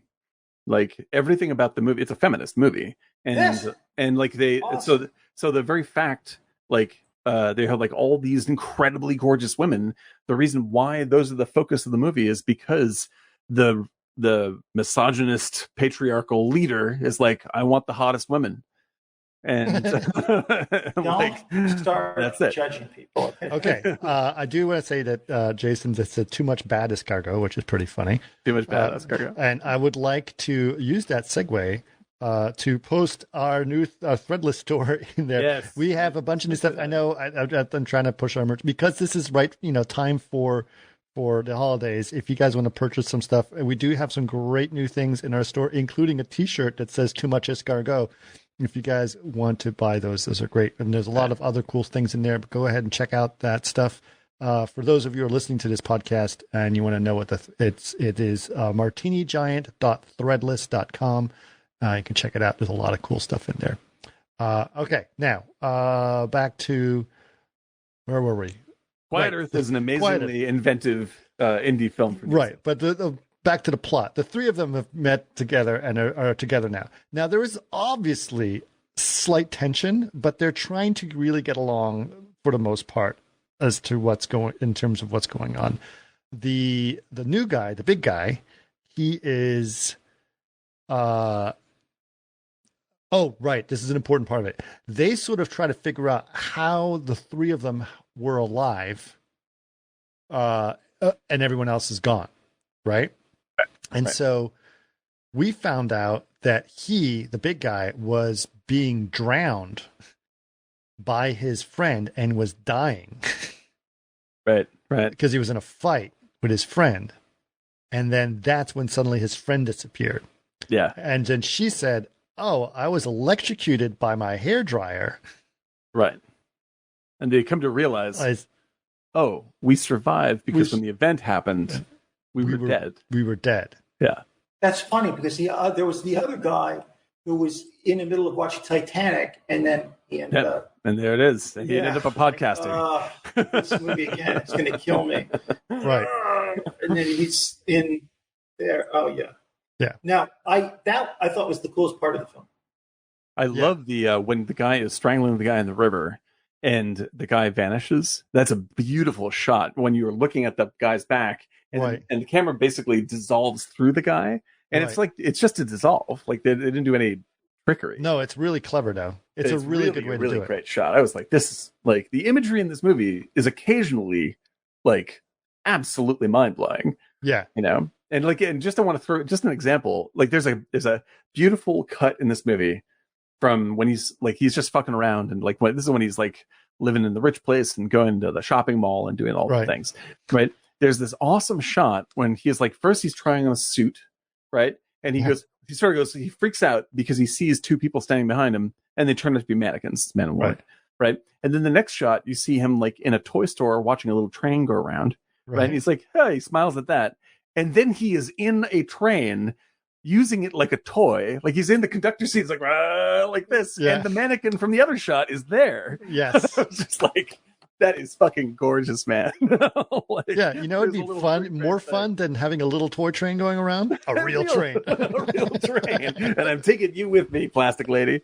Yeah, I was just like, this, like, it told such a quick, hilarious story in a single, like, 2 Yeah, this whole thing is like 15 seconds, the whole thing. Oh, it's so fucking good, man. Yeah, the movie is just jam-packed with these moments, which really just took me, like, you're not expecting, especially in a movie like this is what we're saying, is like, movies like, there's so many movies like this. This is such a trope, that it's built in the checklist of things that you're going to see. And so when you see things that aren't on that checklist and they're really interesting, it's startling. And it's really, really interesting. Yeah. So very interesting thing. So they get together. There's something mysterious about the big guy. He is praying to his mother, and he does this whole thing, right? The woman asks him, why was your buddy trying to kill you? And he says, because I killed his wife. Are you back? Your audio's in and out here. Hang on. Yeah. Should I leave and come back? I'm not sure. No. Don't do that. No, don't do that. So it's like, because I killed his wife, and they're like, whoa, okay. And so they start to have these doubts about him. Right. But just, to let you know, like, to find out later, what actually happened is that that guy's wife was trying to have an affair with him. He rejected her. She committed suicide. She killed herself. Right. And so his buddy was angry at him and tried to strangle him. So he didn't really try to kill his. But he still feels guilty. He feels the pain that that woman killed herself. Right. And so this does a kind of thing that the rest of the movie does in terms of its genre, right? Is that it messes with your assumptions of what the story is going to do, because you're like, here's this guy, this black guy, he's got sort of a military vibe to him, and he says, like, I killed this guy, and you're just like, is the movie going to go into this weird territory of like this black guy is more angry and blah blah blah, and instead it's like, no. And if you were thinking that, and in fact that's what it does it to them, because they're like, oh shit, I feel bad for thinking the things that I thought, right? Exactly. So that's it constantly subverts you like that, because I mean, like, you can be as, like, you can feel like, oh, I'm a good person, I feel all the right things, but you can still have the reaction of just like, I hope that this movie isn't doing this kind of thing, right? And so it appears in your mind, and the movie goes, did that appear in your mind? Yeah, exactly. It's really, really clever. It's like the like one of my favorite intentional uses of this also is in Django Unchained, rather, Quentin Tarantino's the Hateful Eight, when Samuel Jackson is telling the story about Bruce Dern's son and how he killed him, and he's telling this really he's savoring torturing this old man, right, with this story about how he not just killed his son, but like absolutely like from the like he's constructing a story that will cause maximum offense to this racist, homophobic old man, right? And he's weaving the story, and of course Samuel Jackson is one of the best actors of all time, and the camera's getting closer and closer on his face, and it just goes like, it gets to the the peak of the story, and it almost looks in the camera and says, "You got pictures in your mind, don't you?" And you're like, "Oh shit, I do." Right. It's not just like the movie puts you in the position of being the racist old man, right? And goes, "How come these things sound believable to you?" Right. Like you are operating on a lot of weird assumptions right now. Right. And that subversion is one of my favorite things. I like, and I always say it, I love when movies turn the gun on you. You know, whether it's literally like in Goodfellas, right, train robbery, and it goes bam, bam, bam, right in the camera's lens, or whether it makes you the bad guy in some ways so you analyze yourself and your own motivations. Quiet Earth does this brilliantly in the last third. It's absolutely terrific. Yeah. So we start to get a few more details about what's going on. He mentions a few things. And I thought it was really great the way they did the quote unquote science behind it. They're saying that there's instability in the universe right now. And he goes, and the way I know that is because there are several constants in the universe, and one of those constants is the electron charge of an electron. All right, the unit charge of an electron, which is now wobbling between two different values, right. And it's changing at a different rate. Mm-hmm. And so he says something weird is going to happen. Like we had this moment, and goes, and we're going to have another one. And he says, and as he does that, then they have this moment where everything gets freaky weird again, but the world starts turning and he starts walking on the walls. It's a little bit, and it's just great. Great shot. Good. Love it. And it's the editing, and it's a simple trick. There's ways of making that happen where you just rotate a room around kind of thing. Yep. That they did. It's not simple. You got to. I mean, it's a big. Yeah, you have to have a rig to make it happen, right? But they did. The first person to ever do that. Who was that? It's Fred Astaire, maybe. Fred Astaire, right? Yeah. Yep. Fred Astaire dancing on the ceiling. Three of them. Yeah, but the three of them also walk towards the door. Mm-hmm. And there's a couple of walls. And they did it also in. Well, I think that Nolan has probably seen Quiet Earth, for instance. Right. Like I think that because there was something particularly Inception-y about the way this worked. It's very Inception-y. Yeah. Yeah. So it wasn't just like, oh, let's show off like this cool technique. It was like using this as a state of mind is the way that Nolan used it. Right. And I really think he's probably a fan. And like as we pointed out with Nolan before, like he's very proud of his influences, and it would be interesting to, because like it's like I think that Nolan is a huge fan of 2010. We mentioned it earlier because Interstellar is 2010. Right. Like it's exactly the same fucking movie. Yeah. Yes. Yes. I think that. But I think it's really interesting, like because they do it in Quiet Earth, and again, they do enough to really have an impact, but it's probably not that expensive. Like they only did it like just we'll take the dollars and make it work. Yeah, exactly. It's just like we're gonna build this one. Like I bet that set was rickety as hell. Right. Like we can do this one time. Well, there wasn't a lot of movement on it. If you saw them, it was just kind of little. One of them was just a camera dodged, but the other one where the guy walks on the walls. That wasn't a huge walk. You know what I mean? It was it's like if they moved it at all, it was like 3 feet. Yeah. Yeah. But they did that, and they did some interesting sound design. And then what was great is that they sort of like went back to normal. It was like, what was that? Yeah. Like they didn't actually, like it's almost as if they didn't walk on the walls. They imagined they did, kind of thing. That is totally the tone that it takes. Yeah. And it's like, did that just happen? Like what, And so he's like, was that the thing that's going to happen? He goes, no, that's a tremor. Right. That's there, and they're going to become more frequent. Bad. Yeah. The real thing's going to be bad, right? And so, like, how do we solve this problem? Because there's going to be it's going to happen. The big one is going to happen at 6:24 a.m. tomorrow, right? And so we have to figure out how to stop this. Otherwise, we're dead. Like the universe is going to be destroyed, right? And so they decide, of course, because this is always the solution. A truck full of dynamite or a nuclear bomb. That's a little bit of the trope. But they decided they're going to take a truck full of dynamite and drive it into the facility to blow up the thing that's been transmitting. To disconnect the network that they were building in the first place. Right. So you cut the wire, shall we say. Right.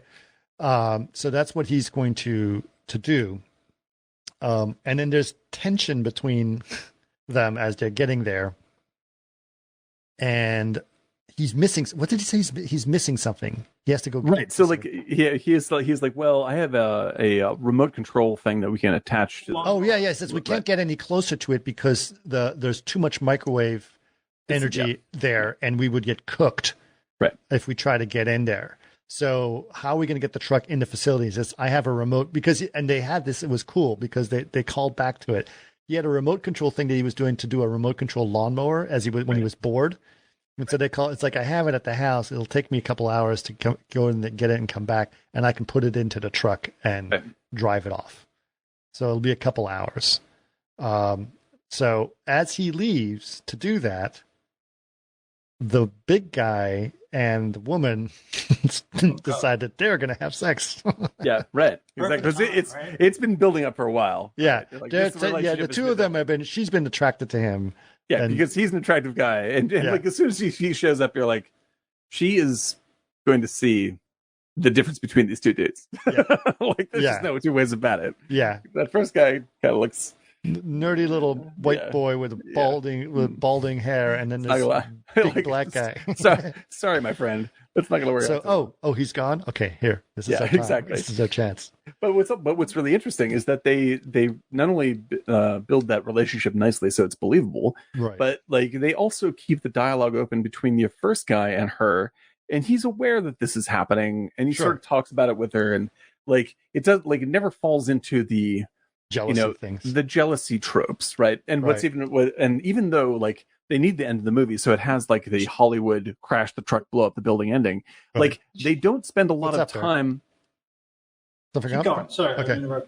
So they don't spend a lot of time. Like all the characters, even as they're driving there, it's still about their weird feelings and struggles and conflicts. Like it's like they're just trying to get there. And the guy's like, just can't help but fuck with this other guy and just sort of like mess around with him. Like all this other, it's like no matter what the focus is, they still leave it with these guys are still very messed up from their situation and they're having emotional struggles. They actually mentioned that. It's like, how did you go crazy? And it's like, he thought he was God. Yeah, he thought he was God. Yeah. They're like, God. Yeah. Yes. And so like they don't like in the end of like whatever Broken Arrow, it's like all people can fucking talk about is the dumb plot. Like it's important, and in this they don't do that. Like they have the thing that they're going to do to end the movie, but even then they don't spend too much time like over detailing it. Right. Okay. And then so after that happens, they have sex while waiting for him. Right. But then all of a sudden the truck's there and they realize it's only been 20 minutes, right? And so it was like, wait, how's the truck here? And they realized that he never went back. He just got the truck. He just got the truck and he's going to drive it in himself and blow up the whole thing. Right. So he does. Quick thing. Did you guys not find that like there was this whole with her? She comes across as such an intelligent person and equal to the guy, even though he wasn't believable as a scientist. And she falls for this guy, but all of a sudden she becomes this changed person because it's like she falls for a guy who basically committed murder. Right. In a sense. You know what I mean? But he didn't commit murder. She finds out. But she changes as a person so much it becomes this, it just fuck life. Before it was like, I can control. Right. And then at the end, it's like, fuck it. Let's just do it. We're going to die anyway. Right. It was like completely two different people. Right. Because before she was very much in control. I got the walkie-talkie. We're going to do lookouts. But then it's like, it's not a negative this guy is, but as soon as this guy came, that's how attractive he was. It's, what are you gonna do, man? But like, I agree that like, because I feel like she just gave up in a way, right? Because the first time he sees her, she did kind of give up because she was dressed like a fairy tale, right? Right. You know, and then all of a sudden she just starts that whole rigid, let's try to, and then he and her both are dismissive of science. Mm-hmm. Even though he wasn't a believable scientist or somebody who understands what's going on, they just dismissed it. Like, yo, you're part of the problem kind of thing. And all of a sudden science is bad. Right. Because they're just like, fuck it, we're dying. Yeah. Right. Right. For sure. That's why they weren't shocked either that he took the truck. Right. You didn't see a lot of coverage on that of them so much. You know, well, it's it because like what's interesting is like once the guy drives the truck into the place and it goes up, you never see those two again. That's right. Like, that's that. Like they like you don't know what they live. They don't know. You don't know what happened to that universe literally at all. It just goes away completely, and which I think is kind of great. Just like for all the investment you have in that love story and like their interactions and all this kind of jazz, just like gone. And it's really just very strange. It feels strange, but I don't think it breaks the film. I think it's just it's one of the many things. It breaks the film, but it definitely is like they're probably just dead. It could be they're dead. Yeah, could be. Who knows? Like it and like it, leaving it that open and just sort of like running up to the cliff of that story's end. Right? Is like it does the same thing where it's like you have this investment in these characters and what they're doing, and there's a certain thing that you expect as a follow through. And then they just go, nope. And it's like a No Country for Old Men thing, you know, where they're just like, no, it's not going to happen that way. It's going to happen a different way. And whatever you expected doesn't matter. And so like, I it's one of those things where I think they could have done this better, but I'm glad that they did it over not doing it. Yeah. You know, like it's a little tiny bit clumsy and her emotional turns are extremely hard in this movie. She's forced to like pivot extremely hard on some things that I'm like, I feel like they just ran out of time to cover that, like you said. But that said, like it's way better than just doing a low rent version of the Hollywood story. Yeah, no. I like the film, and I'd probably watch it again. I thought it was a really well made. And I love the budget aspect of it. You talked about, Chris. I really like the fact that it was kind of done on a cheap. Yeah, for sure. And by the way, that is a time when they were making movies and setting up shots like action, and maybe some woman is walking with a shopping cart on the way back, and they're like, we'll just roto that out. Right. Keep going. But no, you can't do that. You cannot do that. Get that old lady 2 blocks down and club her over the head. Clear the shot. Clear the shot. That's where clear the shot actually meant something. And it was like, yeah, they really did. No planes above, you know? Some guy coming out of the building holding a hamburger like, what? Oh, what? Whoa, sorry. What are they shooting? Shooting? What are they doing over there? It's amazingly consistent. Like I was looking I think it was great. I really loved how they like pulled on the exact things that were, yes, you're going to go insane. Yes, the lights are going to go out. Yes, a plane's going to crash out of the sky. You know, like all of those things were so like well done. Yeah, it's great. I mean, like the movie feels like this weird mix of the first Mad Max, Bad Boy Bubby, and I don't know what the like, and some sort of like, I don't know, like there's like it doesn't even feel like a science fiction movie at points. It feels like some other experimental art film, right? You know, and it's like I think it's like I think that they, you know, I'm sure that they wanted this to be like a big successful Hollywood style hit for New Zealand, right? But I think that because it's New Zealand and it's so outside of the system that makes this stuff, like even if they tried to make something really Hollywoody, they're going to accidentally, make something that's really interesting. Like they're just gonna be like, well, let's just fucking do these things, which is what people in Hollywood don't do. Right. They don't take chances. They're in the position to take chances because that's the whole movie is a chance. Right. And so they're not going to like might as well go for the gold rather than just repeat the same old shit again. And it's really worthwhile. So especially you watch this on Tubi. Like that's a perfect Tubi movie, man. Wow. It's on Canopy too. On Canopy, you don't even get ads. That's just great. That's just great. I also, by the way, like after I finished watching it, it loaded up like it's like people like this, you know, people who like this also liked it. It had like DEFCON 4 and Miracle Mile and a few other ones. I was like, man, I could just watch this stuff. 80s nuclear warfare movies all night long. Yeah. This is fantastic. We've also got the Columbo. I started up on the Columbo. Oh, God bless Columbo, man. Cannot beat that. Description, murder. So good, man. You cannot beat what's his face? Peter Falk. Peter Falk, man. It's young Falk, man. He is something else. He is something else. Every time I saw that guy, I was like, that he just does, like, not only is he charming, he seems like a really good person, like as a guy. And so when he shows up in Wings of Desire and stuff like that, you're just like, this dude is an angel. It makes sense.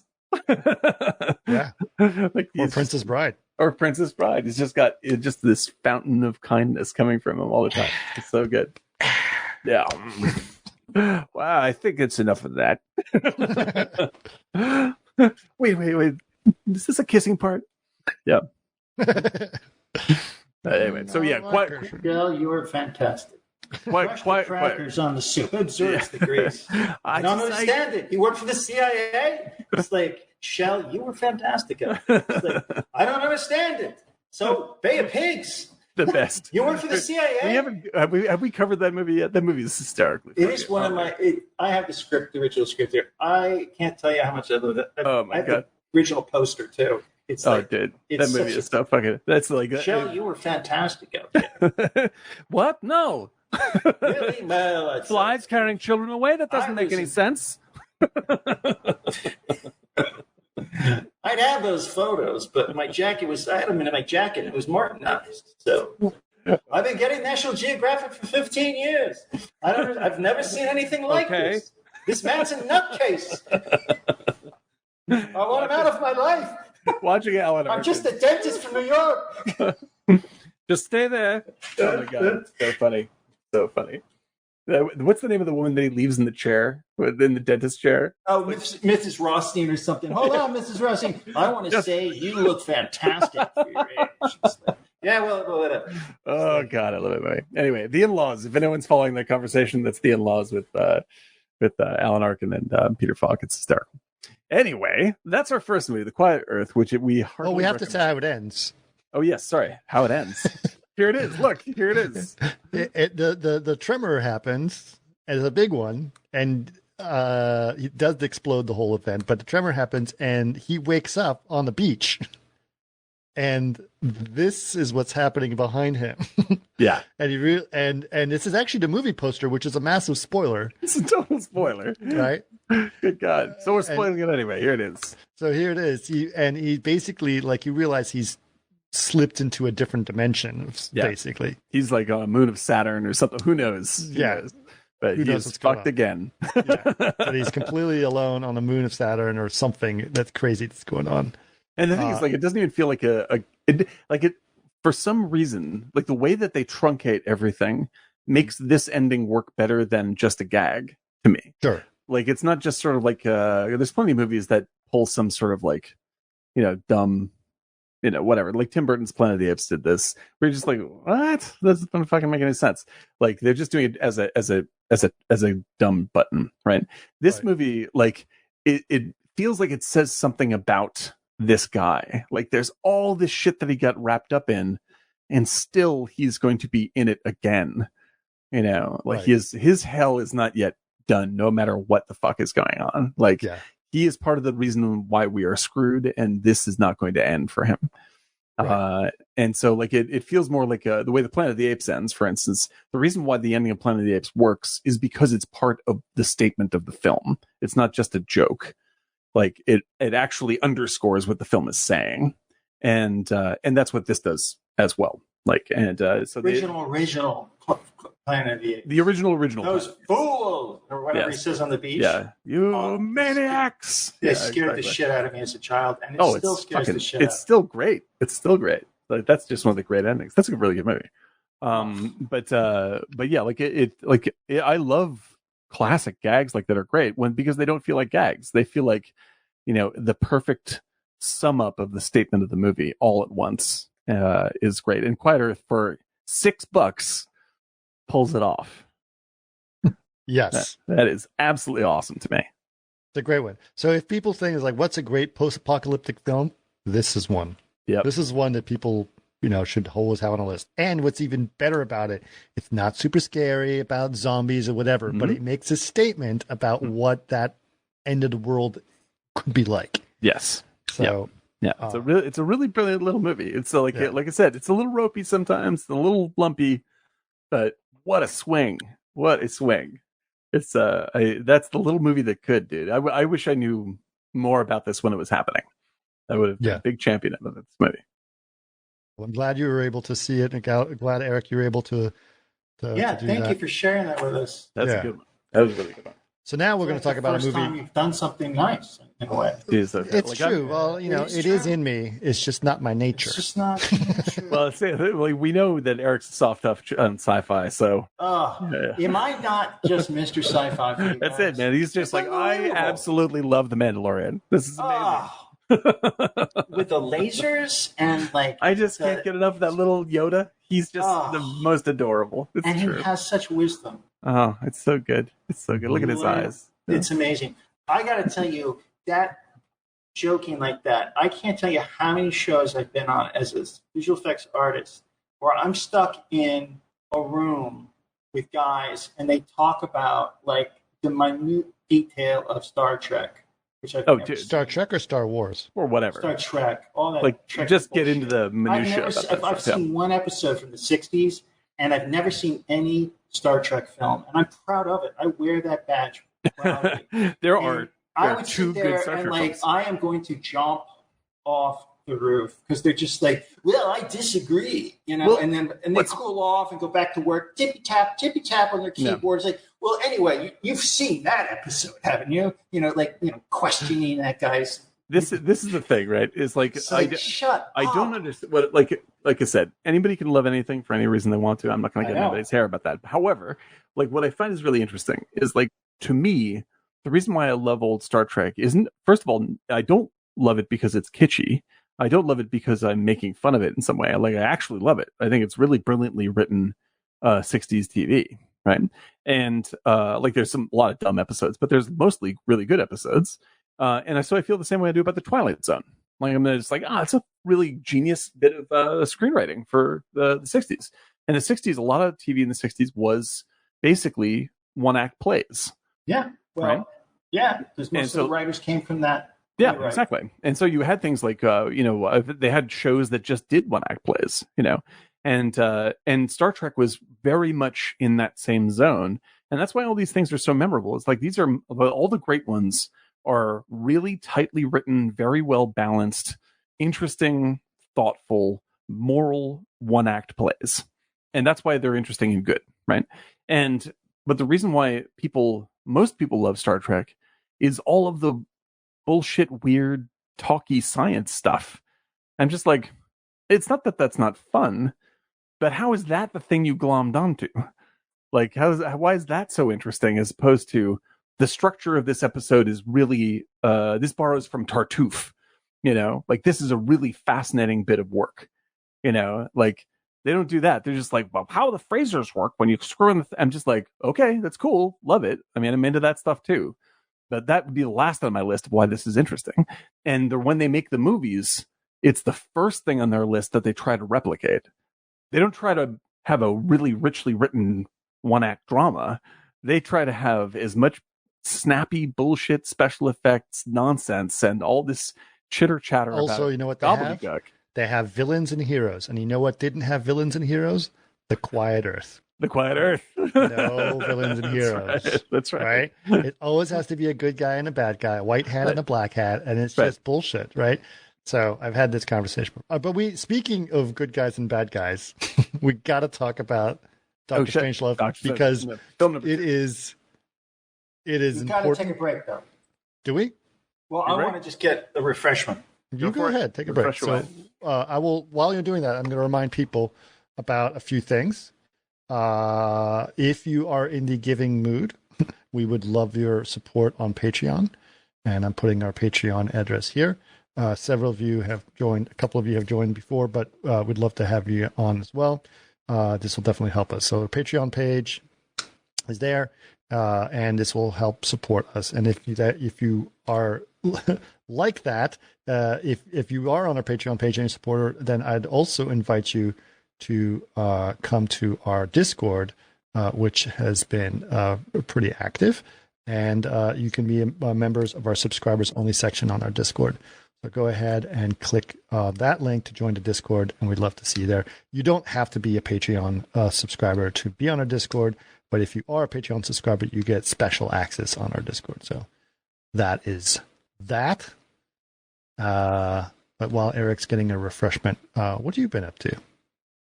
I'm I can't exactly say what I'm working on, but I've switched jobs. You've got a new recently. job. Yeah, and can you say generally like what you're doing? I can say really loosely. I don't know if I can say even who I'm working for on the job, but definitely not say who you're working for. But you say you're. Can you say that you're? I'm writing. You're writing. There you go. I'm That's writing. what I was going to get. I can say that I can say that I'm. You're doing a writing gig, which is awesome. Yeah, I'm a writer on a major project. Right. It is not a film or TV project. It's in a medium that it's in a media that I've worked in before, long ago. And it's nice to be back doing that stuff. It's because the visual effects industry has been kind of a rough ride, and it doesn't look like it's going to get any better for me. So I've been aiming towards reorienting my career path, and so far so good. We'll see if it takes.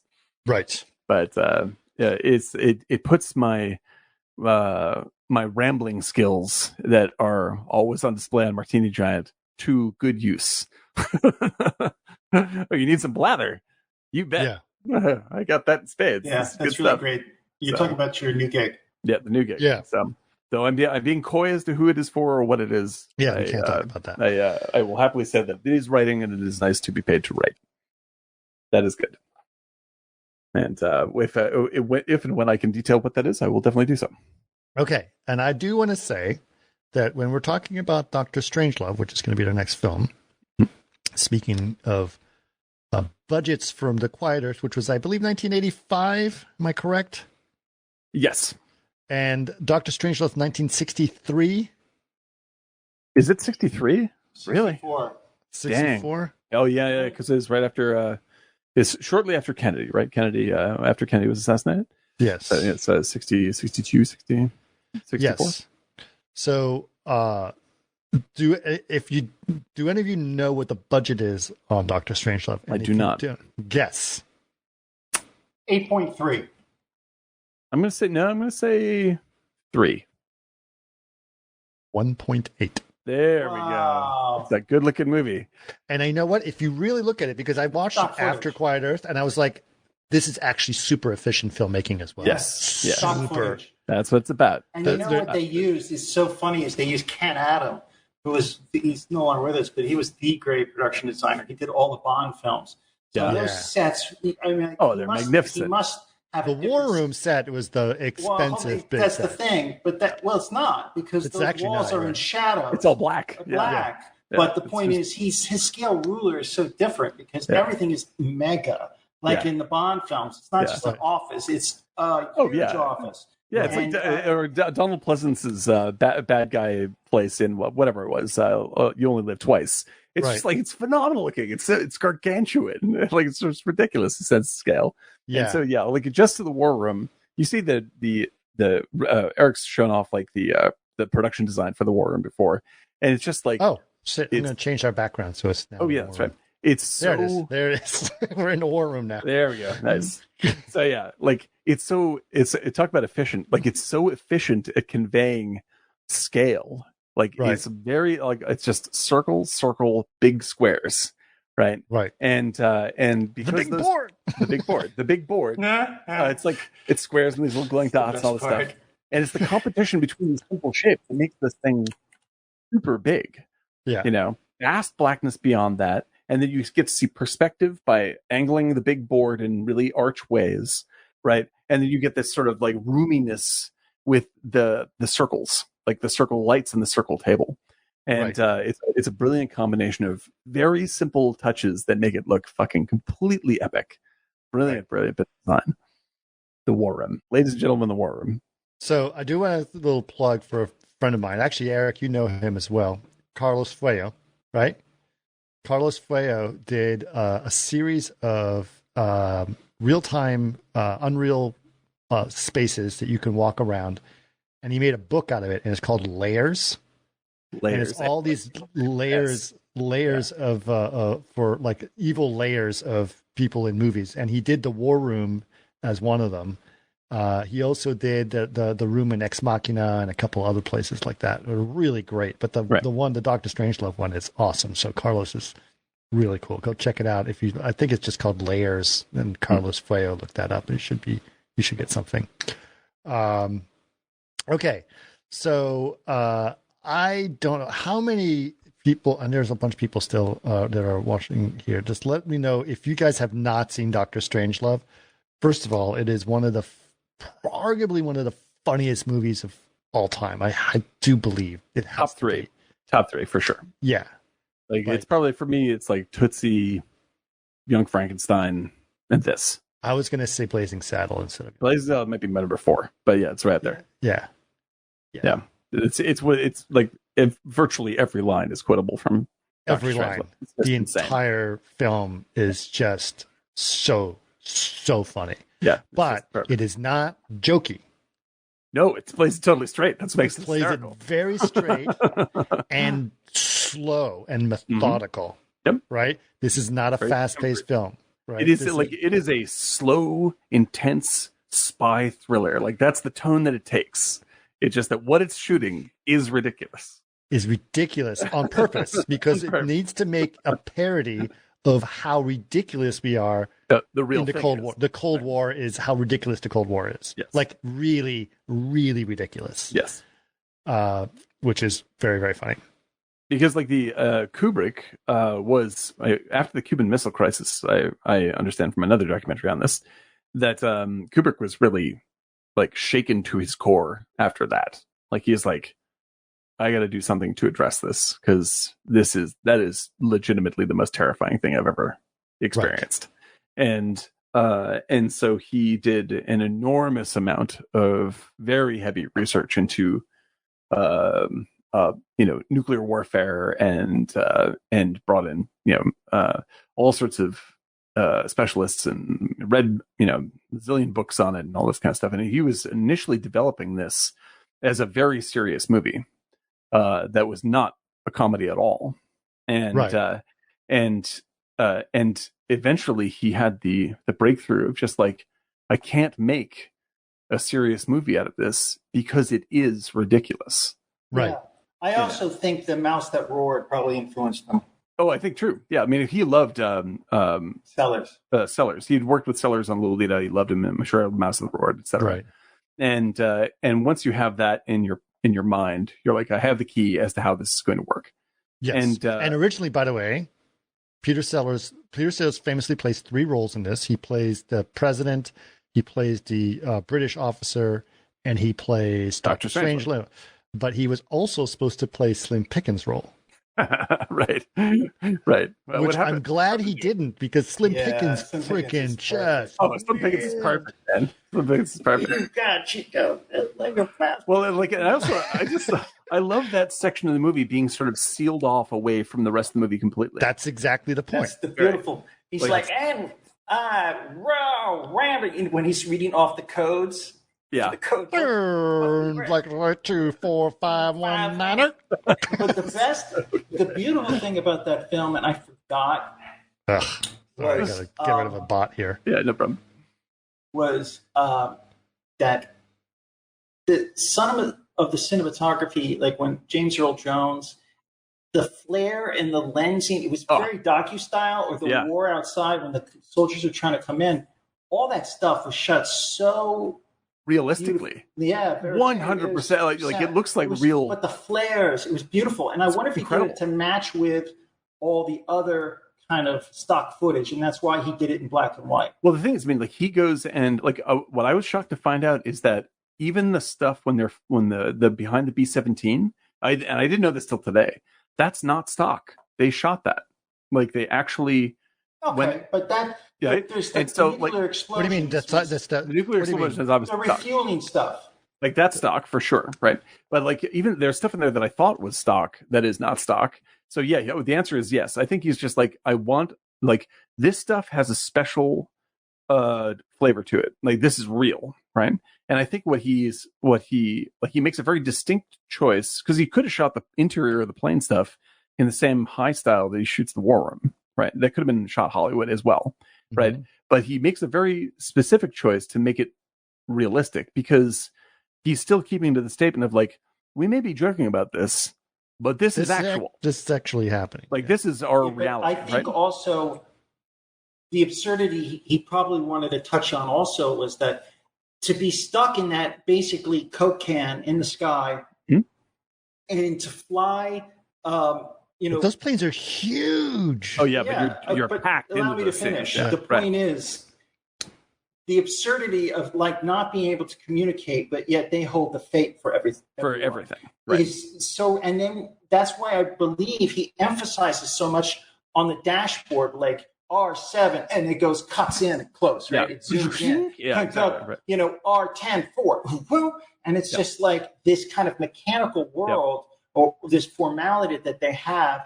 And I actually, strangely, I have had this discussion before, because one of the guys I used to share an office with, late 90s and 2000s, was Pablo Ferro, and Pablo did the titles for the movie, and he ended up cutting a lot of his trailers. So he's ended up cutting trailers for Kubrick for a lot of the films. So his walls were covered with the original art and sketches he did for everything. Did he cut the original Strangelove trailer? Because that's one of my favorite trailers. Yes, I think he did. He did. And he also did the opening sequence to Men in Black, which looks very close to Dr. Strangelove. But he did, his best friend was Ashby. And he also co-directed Let's Spend the Night Together with Rolling Stones. I remember talking to him about that. But he did like Beetlejuice. But he also did like all of Ashby's films and Kubrick's films and trailers. And, he would talk about like that. It's amazing that he got into the kind of the groove with Kubrick. And then he ended up being friends with like Ashby and stuff. He also did like Bullet. And stuff like that. He did do Bullet, and he's a really, really great. He told me a story one. Go ahead. He told me a story once, like on Bullet. He was in LA, and McQueen called and said, "Hey, man, I got this huge suite here in that hotel that's kind of on the hill in San Francisco, where it has an oval driveway, and it's kind of alone on its own. This cool old hotel, and it's really high up, and they just ended up smoking a lot of pot, and he was just with the casings from the prop Bullet casings, and he's going, and his eyes stoned, like, that's it, Steve, come here, and they were just going in and out. But the thing about being locked in that can, true story, when I worked for Melvin Van Peebles, we talked about this, because he is in the Air Force in the 50s, and in Alaska, and he said it was the worst fucking job of his life, because he was in Alaska and he would have to do these flights that were felt like 24 hours plus. And he was stuck basically in the back, and you had to take, and if you guys have ever seen it online, you see Slim Pickens go into this like triangle slot. That is a tube I think it's triangular, and it's basically so tight, and you have to crawl through. And that takes you all the way to the back. And there's almost like a second cabin in the back. And those are the guys who are like navigators and other things. And also basically electronics people. And he was stuck back there alone. And there's no windows either. You just just fucking in that thing. And he said it would just be, they would refuel and continue to fly. And they'd arrive in Alaska at night, land. He'd sleep for 3 days. Get back and do the same thing over again. That's awful, man. That's insane. He was like there for like 3 years. It was like the worst experience of his life. Yeah, that's like in that thing, because it's cold and noisy, and it's the worst. Well, it's like in you saw the documentary Five Came Back, right? It's terrific. Like I didn't know that William Wyler, because he went and he was shooting, like he wanted to film documentaries about the bombers and stuff like this, and this is like the B-52s. In World War II, and like he went up there for like 12 hours or whatever it was, and he didn't have any ear protection, and he was deaf for the rest of his life. Like, that's the kind of fucking situation those things are. I mean, it's like they're not made to have people in them at all. It's just like, well, we have to have people in them so they don't fall out of the sky. But like we'll just jam those in there in the last, as an afterthought. So we should note that those were B-52s that were supposed to be there, right? So the B-52s were the big bombers, and the Stratofortress, as they used to be called, right? Yeah, because they would actually be flying at very high altitude normally. Yeah. Right. And so, like, with the realism that they like, it's because I think that this is one thing that people don't get about doing, not parody, but the other word is satire, right? Is that for satire to really work, you have to have a baseline of reality, somewhere. Otherwise, it's not satire, right? Otherwise, it's like you're not like if you're just telling jokes and everyone's ridiculous, then there's no you're not pushing off of anything, right? And this movie, you have to be making fun of something specific, so you have to show that specific thing. Yeah, and you have to bring people in touch with that. Otherwise, you're not making a statement; you're just making jokes. Right. And Kubrick he especially with the shooting in the plane, as Eric said, and the assault on the base, the footage of one, you're just seeing this war footage of these of the military attacking its own base. Like, I thought that was stock footage, like, of training. No. And it's all fucking real. Yes, it's all but real. You know why?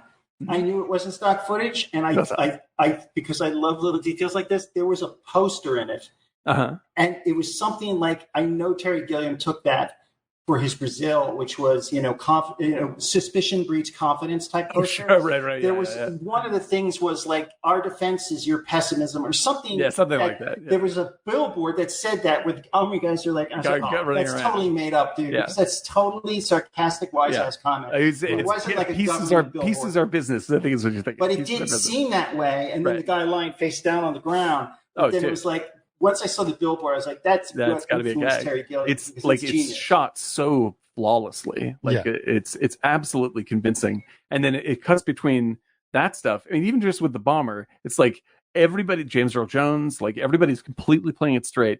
And then you have Slim Pickens, who is playing it straight, but is Slim Pickens. Like, it's like he's playing it as Slim Pickens. He is like, they tell the story of when the Slim Pickens first showed up on the set, and like the producer was just like, "Oh, it's great, you showed up in costume." And he was like, "That's not a costume.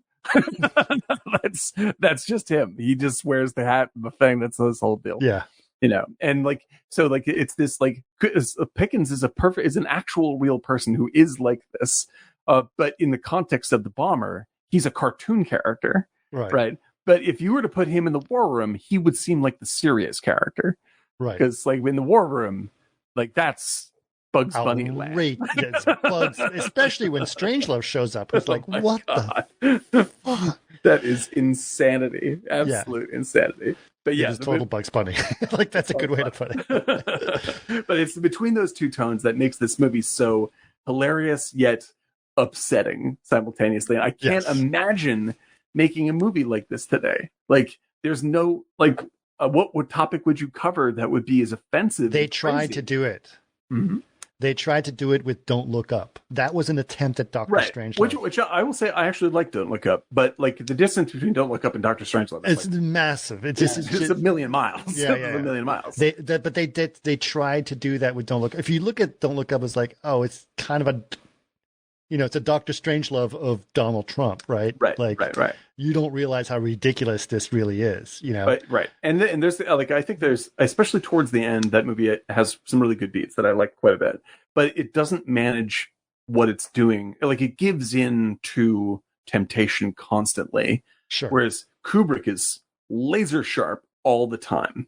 Like, he's like, I know what the joke is. I'm going to keep this real. We're going to keep this tight. This joke is going to play exactly like this. No flab. No one's going to be fucking just freewheeling it and being funny.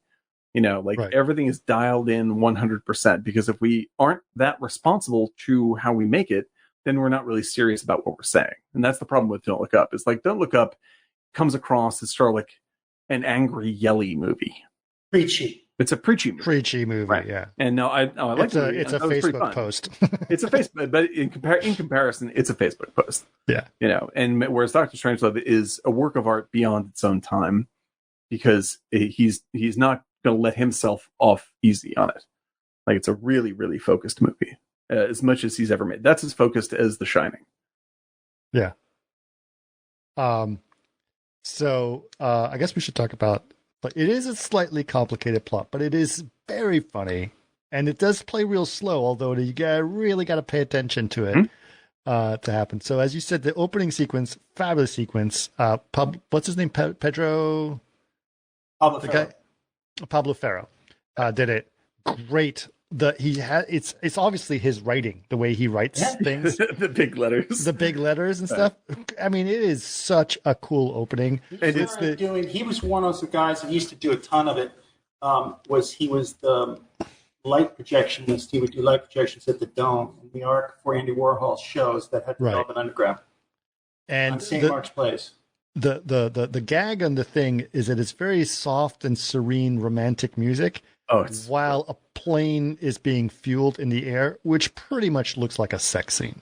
It's hysterical. It's just like da da da da da da da, and it's like, and this little tube goes in like that. It's like, and then it ends like bloop. Yeah. Oh my god. So funny. Right off the bat.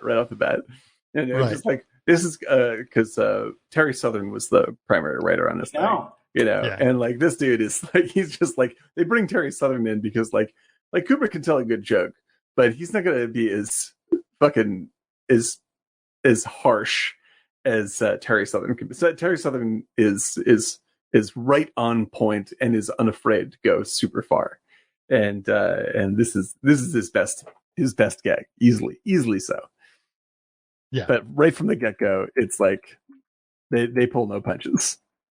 Yes, absolutely. Okay, so it starts off with the commander in the thing, right? Yeah, right. Because he gets first it's a great image. The first thing you see is a stack of computer printouts as it's printing out. Right. And then it suddenly kind of collapses and reveals Peter Sellers. Like behind the printout. Right. And it's like like those ribbon printers back in the day. Right. You remember those when it brought back memories of like it's so funny. I used to work, in college I worked in a VAX room. Oh man. So I used to manage a VAX as an operator, and I had to change the tapes and pick up printers, and whenever someone would print, I was like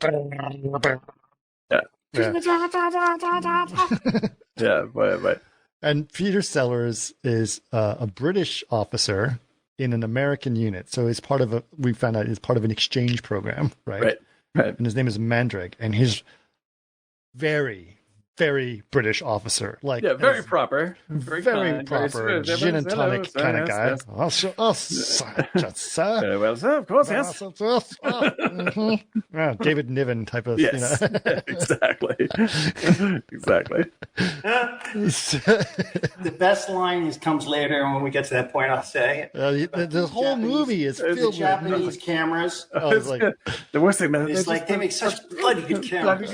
Like, were you tortured? Yes, I was. The problem is they make such bloody good cameras. Well, let's talk about Peter Sellers for a second, because like that dude is like he was an unstable, crazy person in terms of really, really hard to work with. Like a very, very, very, very difficult story about Peter Sellers. But however, he's also a legitimate genius, and and you see him in this and not going places. What's the one I'm thinking of? Being there, yeah. Like he's one of the absolute all-time greats, and in terms of comedy, there was only two or three actors that compete with him in my mind in terms of like he absolutely sells the idea that no matter how ludicrous it is, like that he is selling it seriously. Yeah. So whether he's doing Lady Killer. Yeah, like a Pink Panther or whatever the fuck he's doing, like you believe 100% that he believes it. Like this is the real world, no matter what. And so when he walks in and he's gonna go and talk to Colonel what's his name? Shoot, it's not Kilgore. That's from Apocalypse Now. It's oh god, it's right. It's Jack D. Ripper. That's right, Jack D. Ripper. Like when he walks in and he's just like, oh, hello, sir, and immediately you get Sterling Hayden. Like Sterling, and you're like, oh no, not Sterling Hayden. If he's in charge, we're dead. And it's just a cigar out of his mouth, like. Like, Sterling Hayden. I love Sterling Hayden. Sterling Hayden. But he is a whole different breed of actor than what was represented by Colonel Mandrake. Yes, clearly different. And he basically says, yes, we're going to issue this order. Very good, sir. Keep the men on their toes. It's like we're going to issue attack plan R. And goes, good idea. Keep them on their toes. They're like, I'm afraid it's not that. We have to seal the base off and confiscate everyone's radios. Right. And he's like, oh dear. Isn't that serious, sir? It's like, you don't say. It's just like, it's so funny. And the thing is, apparently, Sellers like used to, when he was in the RAF or whatever it was when he was a kid, like that's what he used to use, get in horrible trouble for making fun of his superiors like all the time. Like they're like, you're gonna end up in fucking prison if you keep on doing this. And so he's just like, I have exactly the right role. So funny.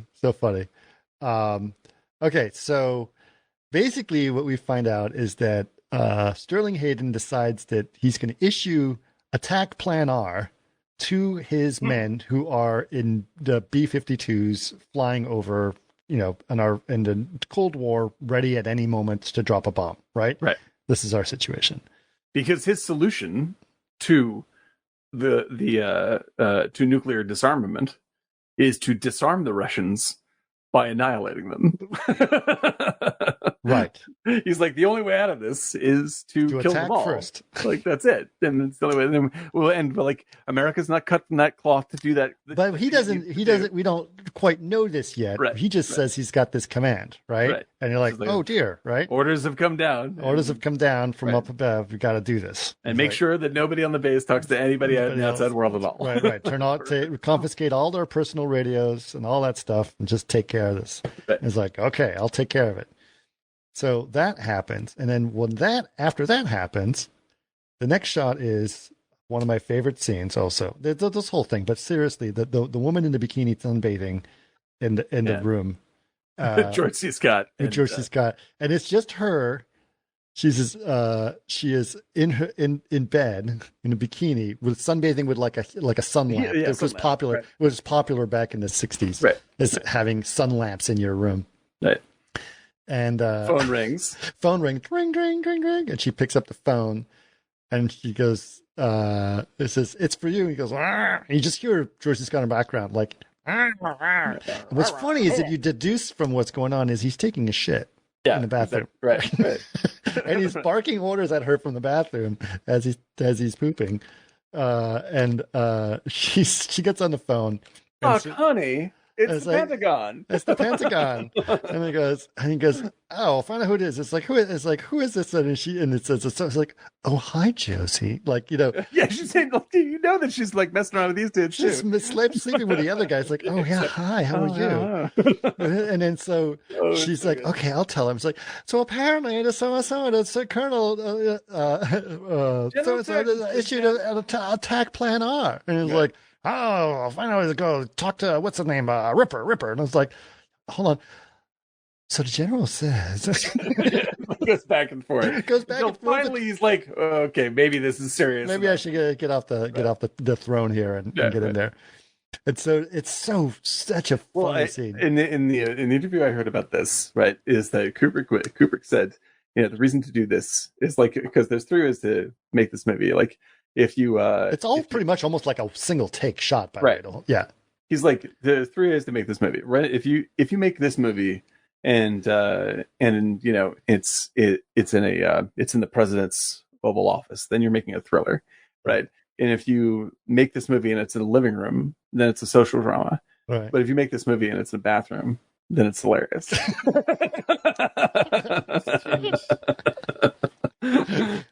Yeah. No, But just her attitude is like playing the secretary and then the lover all on the same breath. And she comes across in the scene once he comes out, like she comes across to me as like she's actually in the know about all of this. She knows everything. Like, she knows literally everything. She's sleeping with all these guys. She's like she's smarter than all of these guys. Right. Like she's connected with everybody. And then Turgidson comes out, George C. Scott, and he's like, I gotta protect this young filly from the knowledge of what's going on here. Like his say is distinctly like bullshit, sort of dad / macho man role. And there is, I don't know if like this is, like I said, this is in my top 3 or 4 favorite comedies of all time. I don't know if there is a funnier performance from a single actor than George C. Scott in this movie. Like this is like Groucho Marx level. It is so good. It is so good, and I love George C. Scott. He's one of my. I think he's an unsung hero. Oh, he's a tremendous actor. But this role here, tell what can do, buddy. Like it's just he slaps his belly. Actually, the best stuff is the gum. The gum, chewing the gum, just kind of looking. But he also does this thing where he's like, it's a cartoon. And the thing is, like, I don't know if this is true, but the story that I kept on hearing is that like that he wanted to play it seriously. Like I'm the angry, because he wanted to make a sort of a statement about the military and whatnot. Right. And he played Patton, or was that after that? Well, he plays Patton later, but that's his attitude going on. And like Kubrick knew that this guy, like George C. Scott was another guy who was really hard to work with. Like he's a big personality. He was a drunk. He was like aggressive, like very tough guy to wrangle. Right. And so Kubrick did a couple of things. One, he had heard that George C. Scott was like sort of fancied himself as a chess aficionado, right? Okay. And Kubrick was an actual chess master, like a rated master, right? Okay. And so he put a chessboard on set, and until George C. Scott was like wanted to play chess with him, and then George C. Scott would spend hours like figuring out moves against Kubrick, and then Kubrick would walk over and go click, and then and win over and over and over again. So he's sort of like he put him in his place, gets his respect this way. And even then George C. Scott's like, I want to play it this, I want to play it serious, I want to blah blah blah. And Kubrick's like, well, let's do it. Like, tell you what we need to sort of modulate this. So like we're gonna do like the practice takes, and then we're gonna give the real takes. But the practice ones, I need to go really get big so we know what the limits are, and we can really cherry pick the stuff that we're going to dial into the real takes. Right. And then he only used the first takes. Right. he's just like, fuck you. I'm just going to use all the cartoon takes. That's what I want you to do anyway. Yeah. So I don't know if that's true, but that is. I wouldn't be surprised. Yeah. That sounds Kubrickian to me. But so what happens after that is it basically is like, oh, we got to go to the Pentagon to deal with this problem. Right. Mm-hmm. So they go to the Pentagon. I'm going to get the order a little bit wrong, but we'll figure out where we go. Are you going right now? It's 2 a.m. Oh, you just get your old rocket started. Old Bucky will be back before he can say blast off. Pentagon Army never sleeps. So good. And even then, you can tell that he is actually quite scared. Like, it like his performance is like, like I think you can be hard on George C. Scott as a person for being difficult to work with and not the nicest person in the world. However, his skills are through the roof. Sure. And even when he's playing it at a 10 of ridiculousness, like he's still managing to fold in actual character moments and little beats that tell you what he's really feeling. And it's just a masterclass. The guy is just absolutely flawless. It's one of the best things he ever did. Yeah. Yeah. And Jason noted that he fell when he falls and trips and recovers. That's actually was an accident that they kept in. Oh my God. So good. Yes. We'll get to that scene. That scene all by itself is just classic business. But so he has to go to the war room. He has to go to the war room, which is the room behind us. And it's this huge thing that's going on. And they try to sort of figure out what's happening or what happened. And then, so George C. Scott explains the president is played by also Peter Sellers. Peter Sellers, and it's his accent, his American accent is just so good. So good. It's so funny. Well, it's I so know, perfect. Dimitri. So meek. So his name is Merkin Muffley. Yes. President It's Merkin totally Muffley. like Long Island, Connecticut. I know, Dimitri. Of course. You don't have to scream at me, Dimitri. For anyone in the audience who doesn't know, a merkin is a wig you wear over your private parts. In a Everyone's movie. name is ridiculous. Yes. So it is a pubic wig that you use for nude scenes in films. Right. Merkin. Merkin Muffley. Yes. Mandrake and Dr. Strangelove. I mean, just Dr. Strangelove in itself is Yes. but then there's like Premier Kiss Off. Premier Kiss Off and Jack D. Ripper. Jack D. Ripper. It's a little on the nose. Yeah. Colonel Bat Guano. Oh, my favorite. My favorite. Oh my God. Yeah, all these names are ridiculous. So funny. Yep. Anyway, so Major Kong. Major King Kong. Major King Kong. Okay. So basically what has happened is they said that an order has gone out by Sterling Hayden, attack Plan R, right? And then explains what attack Plan R is. It's like, well, how can they issue an order? It has to come from me. And goes, well, that Plan R is the reason you can do that is because there's a contingency in case Washington was hit. A lower echelon person can actually issue the order of retaliation. Mm-hmm. And so Sterling Hayden said that basically Washington had told his men Washington has been hit, so we're going to retaliate with a Plan R. But nothing actually happened, right? So they're like, well, we got to get a hold. It's like, no, he's sealed off the base. It's like, okay, well, what the hell are we going to do, right? So then you get into this scenario of one of the planes, which is all the pilots in a B-52. And the head pilot is Slim Pickens. Right. And I believe the bombardier is James Earl Jones. James Earl Jones. It could have been his first film. Like he's usually what it's. I think he was in like a. Let me look it up. I think he's got a couple of things going on. Yeah, like but he's indie jazz. He is just starting to hit it big. Yeah, but he's terrific in this small role. He's extraordinarily believable in this small role, and like the whole tone of the plane is like commanded by this like absolute dedication to reality. Like they're just like, and we are launching a tab, and just like everything is like you're in a real military aircraft the whole time. Yes, and Slim Pickens is a kind. It's his first movie. He did TV before that, but it's his first movie. Right. Yeah. And I feel like James Earl Jones is like going to be remembered forever as Darth Vader. No, it was. Oh, he did TV, but I think TV. He's like there are a couple of movies. This indie thing on a rooftop about a jazz player. It's like Cassavetes or something. Yeah, like he is right. He's right at the beginning of his breakout with Strangelove. But yeah, he's like I feel bad that this dude is. Well, I'll be back in 1 second, guys. Keep talking, okay? James Earl Jones, like I love him obviously as Darth Vader in Star Wars. It's one of the great bad guys of all time. It's sad that all of his great work in the 60s is like completely forgotten. Like he is an incredible actor, and all that's always sort of nuked and paved by the Star Wars experience.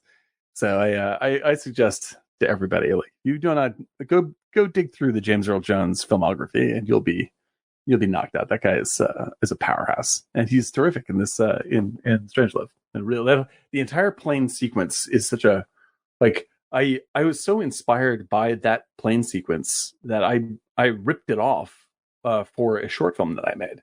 I was so obsessed with how realistic and like tight the photography was, and how intense the cutting was, and I borrowed all that stuff. And it's always like it's a combination of like the things. It's like between that and the air traffic control scene in Close Encounters, like, are so convincing on this very tight scale that I've never seen anything like them. Really, really brilliant. So anyway, the main frames of this movie are Colonel Mandrake confronting Jack D. Ripper. That's one set. You have the bomber led by Slim Pickens. Yep. And you have the war room, right? And so these are the three main chambers of the play. Yep. And the movie is cutting back and forth between once Attack Plan R is launched, that is represented by Slim Pickens' crew, right? But there's many, many, many other bombers. Like there's an entire fleet of bombers that have all been ordered. 27. Right. And so the main conflict of the war room is we have to find a way to stop those guys, because if they go off, like start nuclear war. Yeah, like it's like this is a disaster, right? And like at very least we will accidentally kill millions and millions and millions of Russians, and we can't have that. Like even if they don't fire back at us, like it's really bad news. Right, but they like that's the machine. Well, the Doomsday Machine comes into play shortly. Right, like right at the beginning of the movie, it's simply like we don't want to do this because we don't want to kill millions of people. Even if unprovoked attack. Unprovoked attack. That's not what we're about. And so like the focus in the war room is all about President Merkin Muffley. What should we do? Right, and he has to try to get on the line with Premier Kissoff to calm this down and help him shoot down the Russian ambassador is invited into the war room by the president, which completely sends George C. Scott into a tizzy. Yes, because it's like unacceptable. They're going to see the whole thing. They're going to see the big board. Right. And so he goes into a tizzy about like the Russians and how. And this whole setup is essentially making fun of Democrats and Republicans wholesale. Like Merkin Muffley is coded as a Democrat, and he is super meek and is not. He's totally wishy-washy. And trying to just make everyone happy, make everybody happy all the time, and like he's letting the Russian guy into the war room and all this kind of jazz. And then on the other side you have fucking crazy George C. Scott, who is excited that it's a possibility that his boys can show him what for. You're like, oh my god. This is a nightmare. Crazy. This is a nightmare. And in between you have the Russian premier who's constantly saying, Mr. President, we are very honorable people. And also he's, taking photographs on the side. So like everybody's getting skewered in that entire sequence. That's absolutely awesome. Yeah, I love that he walks in and he's like, "Do you have any fresh fish?" Oh, they arguing about the food. This the food is like no, it's like the buffet was like a quarter-mile long. It's so good. And like they were gonna film a food fight. They did film a food fight. Like it breaks down to this. It breaks down to a food fight, and the Kubrick's like, "That's too far. We can't quite." That is too far. Would have ruined it. That's farce. That's farce. The very end. By the end, it gets into the last. Oh, it's ludicrous at the end. Ludicrous, but it always holds its tone. Right, like it's always serious. And if they'd done the food fit thing, I think Kubrick was right. He was just like, then we're just telling jokes to tell jokes. Like then it's just we're watching people fall down the stairs and it's funny, And but he manages. It's like I'm always amazed with, like you look at like Coppola with Apocalypse Now, right? And I watched it, like I said before when we did the show. Like I've watched Apocalypse Now a ton this year, right? And so I went back and I was like, I should maybe give Redux another shot. And Redux is unwatchable. It's unwatchable. I'm just like, this is such a boring, terrible, sloppy movie. And it's because he felt like now he's in love with all that stuff he shot. He's like, oh, I'll just put all that stuff back in. When he was young, he was just like, I don't care how good the scene is. It's got to go. I love that scene. It's a brilliant little short film all by itself, and I'm very proud. And everyone does great work in it, but it's gone. And Kubrick, for basically his whole career, held that standard. Like he was just like, I don't give a shit how many takes we got to do. It's not right yet, so that's it. That's where we're at. And like we can shoot an entire sequence, but it's gone. If it doesn't work, it's gone. Right. And I wish that comedies, like for the past, well, it's almost like 25 years now, like comedy and film is basically get people from Saturday Night Live and leave the camera on. Yeah, it's true. And that's it. And make Lorne Michaels even richer. Yeah, no kidding. I mean, like, it's just like, this is... He gets a cut of it all. Like, I'm just like, these guys, it's like, there's plenty of good stuff in here, but if you cut it down to like 8 minutes instead of 40, like... Well, that's true of all of Saturday Night Live, too. Yeah, 100%. You know, like, the comedy doesn't just come from the funny actor. Comedy comes from the whole fucking thing. And you got to be very disciplined about it. I got to say, Tommy Boy is pretty damn good. Oh, yeah, Tommy Boy. I mean, there's great ones. They're totally great ones. There's definitely great ones. There's no question about it. But there's no Strangelove. That's not even Tommy Boy. Is no Strangelove. Yeah, for sure. Okay, so where were we?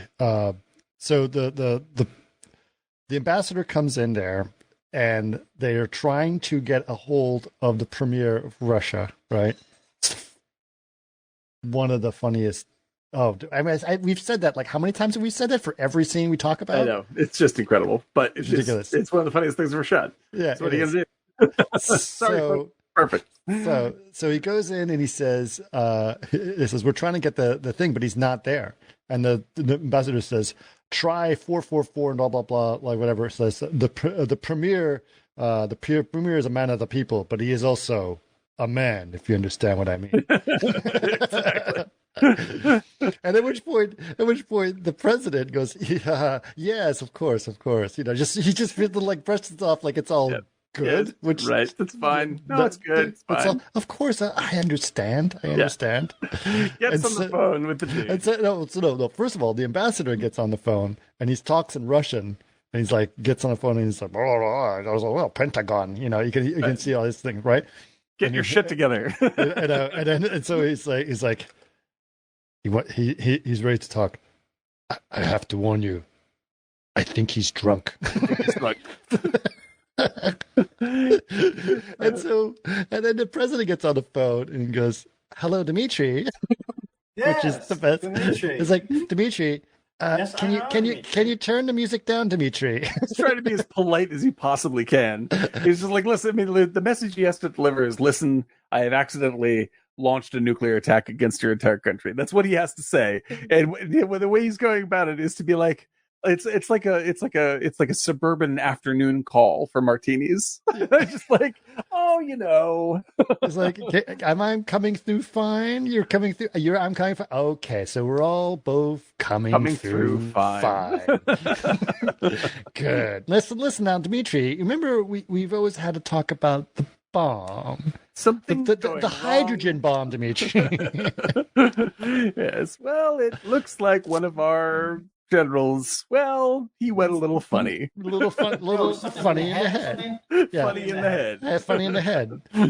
And he sent, you know, what's that, Dimitri? To bomb your country. It's like, yes, I know. Oh. So anyway, Dimitri, it's unreal. And by the time he finally expresses this too, I mean, like the dude, the Russian premier, like loses his shit. You can hear the screaming on the other end. He's just like, "Of course it's a friendly call, Dimitri. Of course it's a friendly call. Listen, if it weren't a friendly call, you might not be getting it." Of course. I mean, maybe do you think I was just calling to say hello? I mean, of course I can do that too. Of course, I'd love to say hello. Of course, I would call to say hello. It's like, holy shit, guys. That was Chris. That was like East Coast. Like, totally. Like East Coast, like country club conversation. And it's so fucking like he's so passive aggressive. And he's like, of course I call to say hello. Just like, how can you say that about me, Dimitri? It's like, oh my god! But he's trying to be so.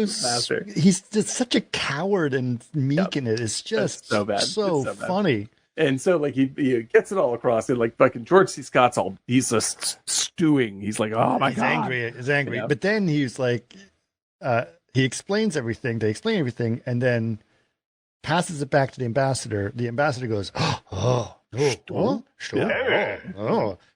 vidanya. And then he hangs up the phone. It's like, then he explains to them about the doomsday device. The doomsday device. And so the premise of the doomsday device is that this is a device that would basically set up to explode and annihilate the entire planet if anything ever attacked their country. Right. If it senses that a nuclear blast has gone off in Russia, it will automatically return fire. No, it'll automatically destroy the whole planet. Destroy the entire world instantly. Right. Right. And what's great about it is wait, what it is it's a physicalization of the concept of mutually assured destruction. Right. It's turning that into this is basically like the highest form of mutual destruction. Right. It's mutually assured destruction as a computer, right? As a computer, right? And they even call, they're just like, how could you possibly build such a thing? That's terrible. And you're just like, well, because you were building the same fucking thing with they call it the Bland Corporation. It's like no, we've never doing such thing. Our source was the New York Times. Our source was the New York Times. It's not like, because for anyone who does not know this stuff, the Rand Corporation is the think tank that came up with the idea of mutually assured destruction, which is that we have to invest ultimately many, many, many trillions of dollars in nuclear weapons, because if we don't have them, then the other side does, then there will be nuclear war. But if we have the ones that'll blow up the Earth, and they have the ones that'll blow up the Earth, then the Earth will never be blown up, which is a great way to think if it turns out there's no crazy people behind there's no crazy people, the countries don't collapse, the technology can't be stolen, people don't steal documents and store them in Mar-a-Lago. Like, if none of those things are true, this is a really good idea.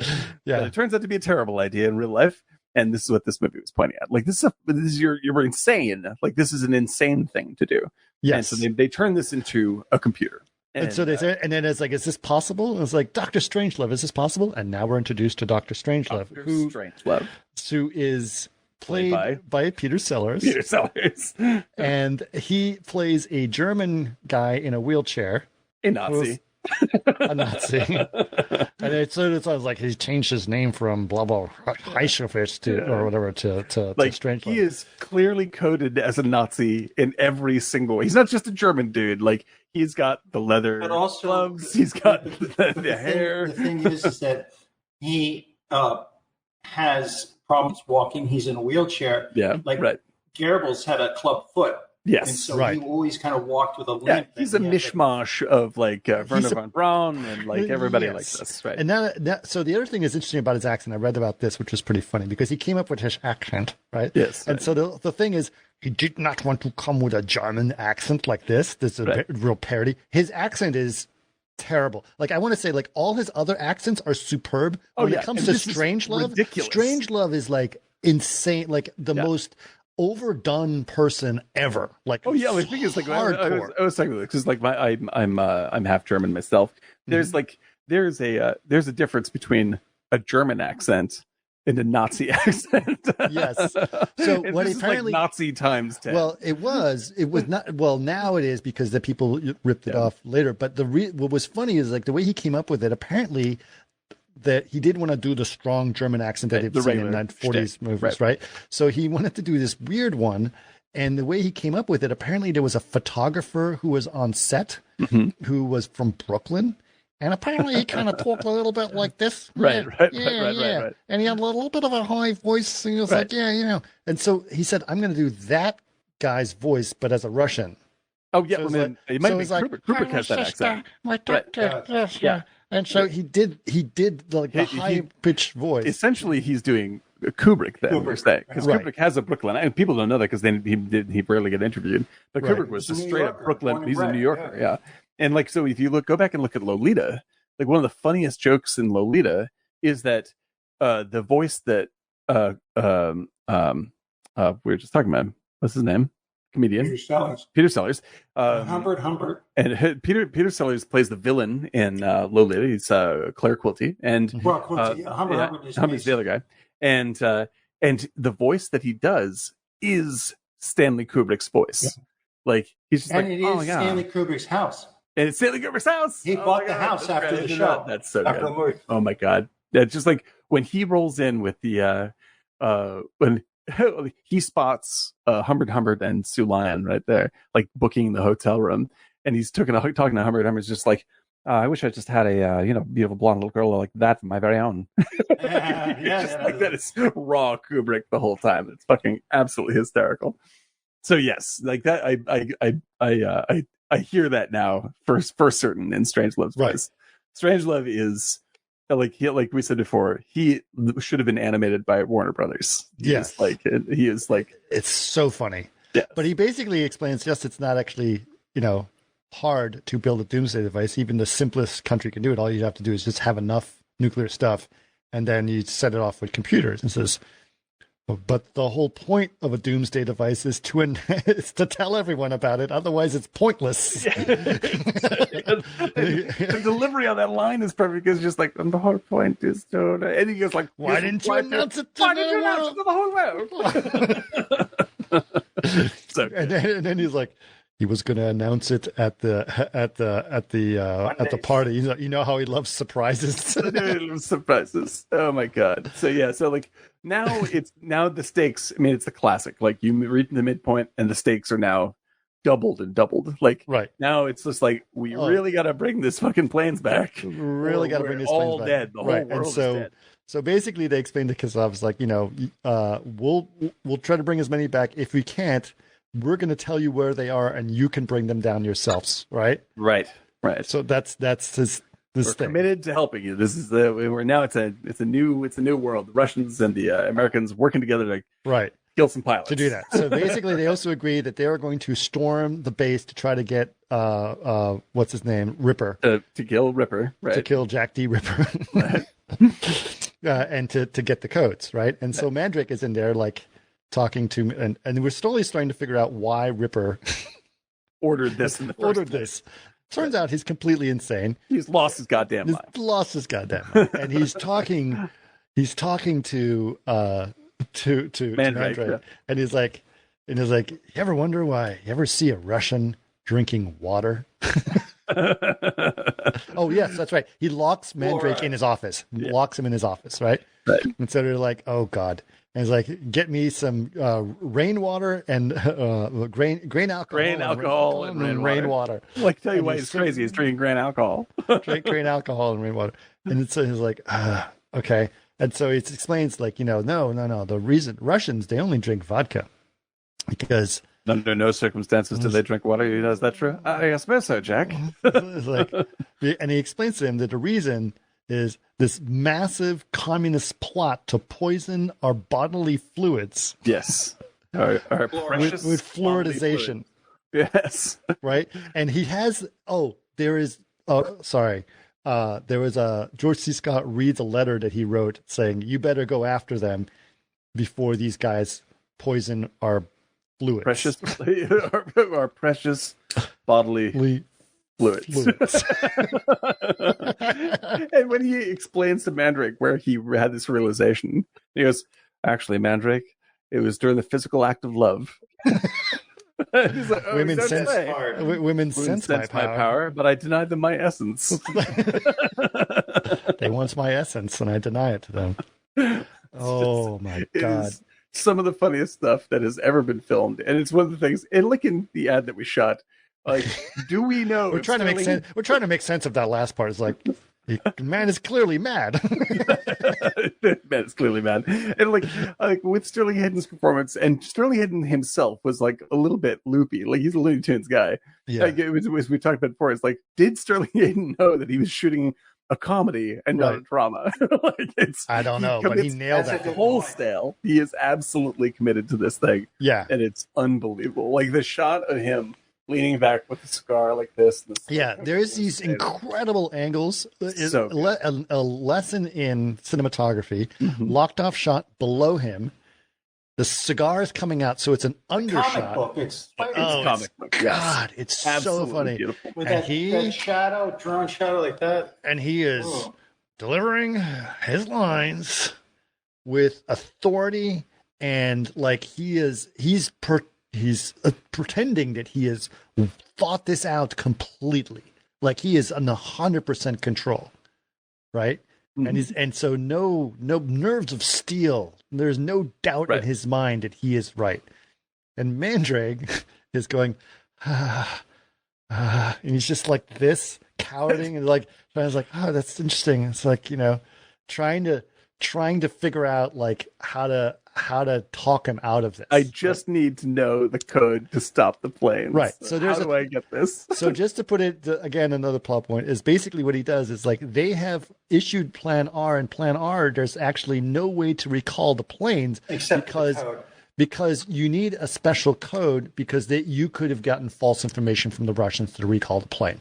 So it's a 3-letter code that they need to transmit for them to receive anything on the plane. That's the whole point, right? So they just need that 3-letter code. That's all they're looking for. In the adventure of the plane with Slim Pickens, they are so good. Like Slim Pickens and his crew are so great that they avoid the fire from below from the Russians. They avoid the planes coming after them, but their RCM motivator or whatever it is, the decoder, CRM 114.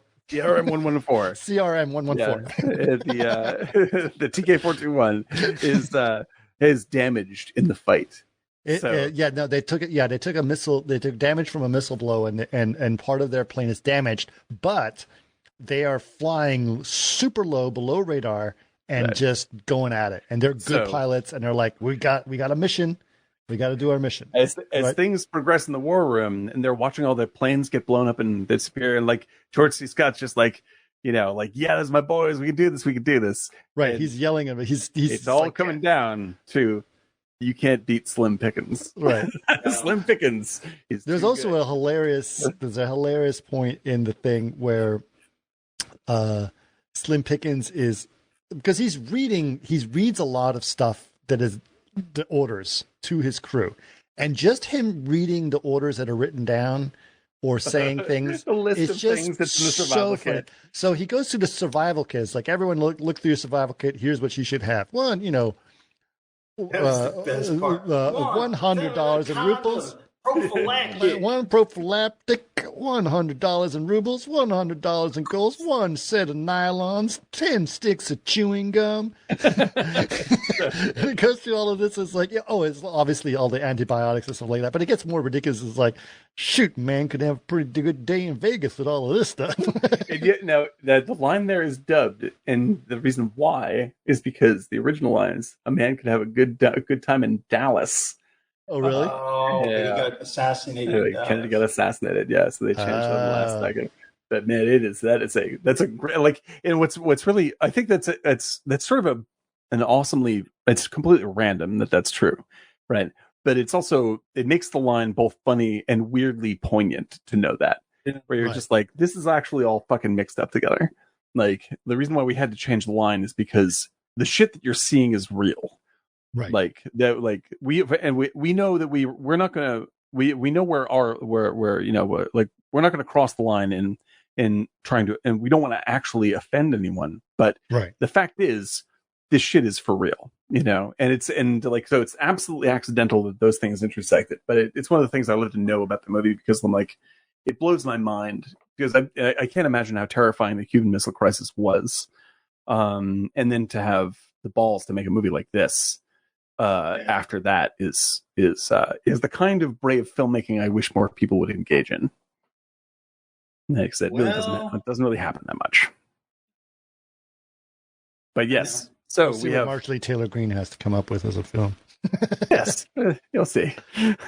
So, but that's the thing. So, like, you have George C. Scott giving the performance of his life as he's talking about, like, can we shoot these guys down? And he starts like, let me explain to you how good these bomber pilots are. And he's basically so excited about it. He's like, and he's basically talking about how awesome Slim Pickens is. Right. He's just like, do they have a chance, Colonel, of actually dropping their bomb? Because the president's worried. He's like, if they drop their bombs, get through, we're all dead. We're all dead. He's like, do they have a chance? Hell yeah, they have a chance. He's just so, you should see these boys. Oh, he gets in this big speech, and like he's like so excited, just like, and they just fried chickens in the barnyard. They just flying so low, it's amazing. And he's like all pumped up, and he realizes that what he's saying is they're fucked. And he completely forgot that in his excitement to talk about what great pilots, how talented these young Americans are. And it seemed like, do they have a chance? Hell yeah! And then in the middle of it goes, oh no! Oh no! We're doomed. We're absolutely doomed. Yes, and we should note that the reason they've recalled most of them is, like I say, the Russians have shot down, quote unquote, 4 planes, right? But then they were able to get the code, and the reason they got the code is because Mandrake was going to try. They were in fire, right? And all the men at the base gave up, and so now, the Colonel Ripper is screwed, right? Because they're going to come up and interrogate him, and they're going to want the codes. And that's when he asks Mandrake if he was ever a prisoner of war. And he goes, yes, I was actually. And he was trying to brush it off. I was like, yep, I was. And it's like, were you tortured? Yeah, it was Japanese. Yeah, it was pretty bad. It was really bad. Like you can see on his face, you're like, oh shit. Oh shit. Yeah. And he goes, the thing is, they make such darn good cameras. cameras. Like it's hysterical that he's like, and I think it's really sort of touching that he's sort of he's forgiving in that moment about that. He's forgiving them because they had good cameras. They're just like That's the whole line. Yeah, it's incredible. And but you definitely get the gist of like, this guy's been through the shit, like for real, right? Right. And then and up against that, and then Curly's like, I've never been tortured before. I don't know if I could stand. And I don't think I could take it. Like, he's the macho man, and he's the macho man. Is like, well, the thing is, nobody does. Nobody does, right? And it's like I gotta use the restaurant. It's like, that's right. Why don't you freshen up, a little water on the back of the neck, and give me the codes. It's like, right. We'll do this to Jackie. You and I. We'll remember. We'll fight him, and I'll be feeding you the bullets. You just tell me the code, and I'll protect that code, or whatever. He does like all this stuff, and Ripper just walks in the bathroom, locks it, and blows his own head off. You're like, so now that I have the code. Oh no! Like, everything's falling apart. Everything's the guys are going to get through. There's no way to they don't know the code, right? And the only way now to know is they break into the bathroom, and he sees that Ripper's written OPEPOE, all this weird shit on the wall. No, it was on a desk. Oh yeah, purity of essence, of essence, right? And he thinks, he's like, I think the code is something like POE, purity of essence, right? But he can't get through to tell anyone around about it because the attack on the base has cut the landline, and so he has to try to go to a payphone. Well, first of all, the guy breaks into the office. Right. The guy breaks into the office. Right. And he says, "Who are you? What kind of a get up is that?" Because he's an RAF officer. And he goes, "Get up." And he's like, "I'm an RAF officer." And he like starts yelling at him. And he goes, "I don't trust you." He's like, "I think you're some kind of a prevert." Oh, this dude is like, you see it, like, and you see on his jacket it says Colonel Bat Guano. I know. The names again. It's so good. And so you have Sellers is just like, you need to take me to a payphone, and I need to talk to the President of the United States immediately. And the guy is not buying it in the slightest. Right? Finally, it's just like, like I was like, what are your orders? My orders were to get Colonel so-and-so to the White House or to the Pentagon immediately. He's like, to talk to the president. Like I was saying, he's dead. I need to talk to the president. And it's like, all right, so they find a payphone, and it's he has no change. And he's talking to the secretary, and he can't have enough change to put in the machine, and the operator won't let the call go through unless he has enough change. It is just like, I just need to speak to the president. It's like, darn it! You have any I don't have any. Can we make it a connect station to station call? Whatever it is. And finally, he's just like, Colonel, I need you to smash into the Coca-Cola machine and get the change so I can make this call. And the guy's like, I'm not going to do that. He's just That's private property. That's private property. Colonel Guano, if that is your real name, I need you. Right. Finally convinces the dude. The guy's but you're going to have to answer to the Coca-Cola people. That was the best line. You're good. You're going to have to answer to the Coca-Cola company. Finally gets the call through. They get the message to the president and everybody. So after they've shot down 3 planes, all the other planes are being recalled, but one is still flying. All right, and they're like, all we're gonna do is just clear it all. That's fine. But what was it? Not the CRM Navigator. What was it called? CRM 114. CRM 114. It's busted. They can't receive the transmission for the letters. Right now, so they say, okay, but they know that plane. That plane is, they know that's primary and secondary target. Mm-hmm. So they said, so they get back on the phone with Premier Kissoff. Is like, just throw everything into those two targets. You can't lose. Right. And they're like, you gotta get him down. You gotta get him down. So they do that. But then when they look, when they're going, because their plane is damaged, one of the guys in the pilot's like, we don't have enough fuel. We're running out of fuel. We won't have enough fuel to get to the primary target. And it's like, well, or a secondary target. And it's like, well, what do we do? So they arbitrarily find another target to hit because they're thinking young military guys, right?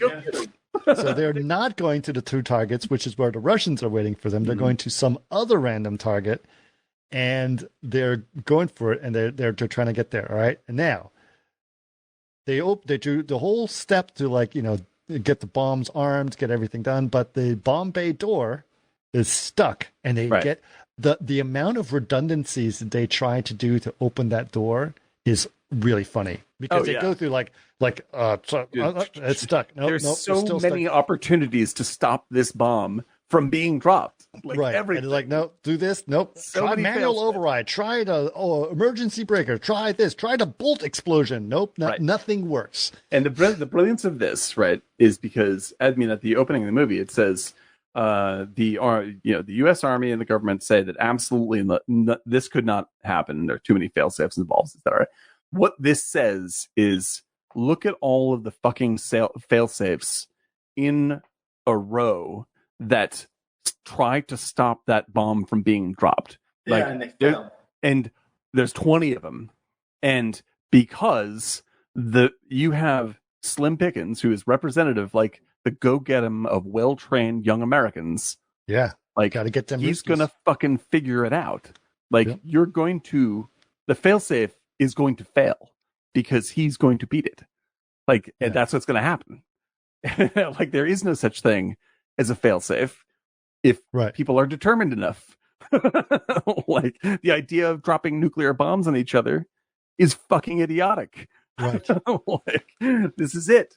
So they go through all of this, all these possible things that could stop them, and they will not be stopped. Slim Pickens, so Slim Pickens decides to take it upon himself to crawl down there. Mm-hmm. He ends up sitting on top of the warhead, fixing the circuit board of the plane, of the doors as he's doing, and they're getting closer and closer to the target. Right as they get there, the circuit, the doors open.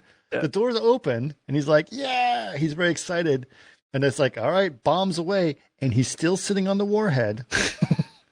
It rides it all the way down. He rides it all the way down like a rodeo hat. He's like, he's riding this bomb going down. And then James Earl Jones goes, what about Colonel Kong? Drops the bomb. It explodes. Huge explosion. Cut back to the war room. They're all devastated. They're like, oh, like this. And then Dr. Strangelove says, we could live in shafts. We could live in mine shafts. He pulls out the little, it's like, how long could you live down there? And he pulls out this little circular slide. So I was like, what's for about 100 years? And then it just starts to go so out of control. This is like, this last little section, it may be the funniest scene ever filmed, and it's 100% Peter Sellers. Like, yes, but he is like full on Strangelove in it. Like, he's like got the little circular calculator. He's like working it out, the mine shafts and how much space we have.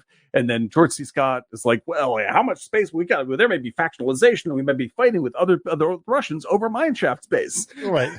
Right. All this nonsense starts to happen.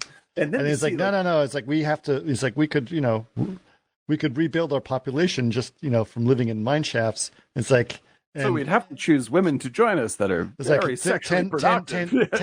10 women for every men. And all of them are like, this does sound really. It's like in fact, that's not a bad idea. It's definitely a good idea. Yeah, and then we have to make sure that the women, to keep the men motivated, we have to make sure the women are very attractive. Yeah. So when Strangelove says that, he goes, of course they must be very sexually interesting. You're just like, oh my God, these are the people that rule the world. These are the men that run the world. There's a bunch of fucking angry, desperate pervs. Right. Like that's what perversions. We got. For all the perversions. Yes, exactly. And then the whole time, he's got his little arm, which has got a glove on it, which is supposed to be like a fake arm or a paralyzed arm or whatever it is. He has the arm. He has some sort of demon hand syndrome. It's like and so like his hand will occasionally do things that he does not want it to do, and he like fights it. do a Heil Hitler constantly. Yeah, exactly. Like he has to keep on slapping it down. It's constantly fucking with him and doing things. And the more excited he gets, the more it tries to take control of the room. Right. It's like until he's literally just like and starts saluting, and you're like, oh Jesus Christ! He's getting so. But he also a couple times he's like, "Mein Führer," I mean, my president. Yeah, exactly. Because the fact is, the truth of it is like after the war, like the United States went out of its way to make sure that a whole bunch of very smart Nazis came and worked for us. Right. Like, yeah, but they were doing that in the 30s too. Oh, in the 30s as well. Yeah, I mean, like it's like morals be damned. Like we need to control this fucking situation. And so we had all sorts of bad was people. the theme of Notorious. Which is the theme of Notorious. Yeah, exactly. Like this, like our previous podcast. These, like when it comes down to ethics and morals, I'm just like, we need to control that shit, and we don't care if we are paying off Nazis to do it. This is the way it's going to go. And so, like, that's what Strangelove represents. It all builds to like everybody in the war room has forgotten about the fact that literally everybody in the world is about to die. They're arguing over mine shaft space. And how many girls they get right? And they're screaming back and forth about all this stuff when Strangelove says, I think there's a simple solution. He goes, Mr. President, I think I offer us, and he's so excited about it that he stands straight up out of his chair and he starts talking, and he gets like one sentence in before he realizes that, holy shit, he's standing up. Like he can move again. He says, Mein Führer, I can walk. Cut to nuclear explosions everywhere, all over the globe. To "We'll Meet Again" playing in the background, right? Which is one of the all-time great movie moments. We'll meet again. Don't know where. Don't know where. Insanity, and like the timing, the edit, the ridiculousness, and then the terror of actual nuclear explosion footage. It's overwhelming. Because you see those fucking things and you're like, oh yeah, we have thousands of those. Right. Thousands. And it just right after you see him, like right after the most ridiculous speech by Dr. Strangelove. Yeah. Yeah. And you're like, how close are we to that insanity of person? Yes. And luckily, since then, it's only much worse. Now we know. No, we elect game show hosts. Yes, to presidents, and they steal the codes and try to sell it to the Russians. Yes, like we know that Russia is completely unstable. We have pulled down the number of nuclear weapons, but the effectiveness of those nuclear weapons is literally 100 times more than what they had then. And we get into casual conversations about, well, perhaps they'll be using tactical nuclear weapons and on the battlefield. Tactical nukes, by the way, means nothing. That's just a bullshit phrase. But what the kinds of things they're talking about are the size of Hiroshima. That's what so when you hear it on CNN, there's like, well, it could be a tactical nuke. Well, that's Hiroshima. And we took that pretty fucking seriously. Yeah. Because like what we actually have when we talk about a missile is multiple warheads on a single missile that split out and hit multiple targets in an area. So, like, even if you go on the nuclear war planner that the Google Maps has, like one, you can like, oh, you set off one of our normal nukes here, it'll blow up something about the size of Los Angeles proper. Well, 10 of those are going to be hitting the area of Los Angeles, and that's one of, I think it's 2,000 of these that may be hitting the country. So 2,000 times 1, so 2,000 times 10. So this is where we're at. Like, this is the point of the movie. It's just like, as funny as this fucking shit is, this is real footage of nuclear explosions.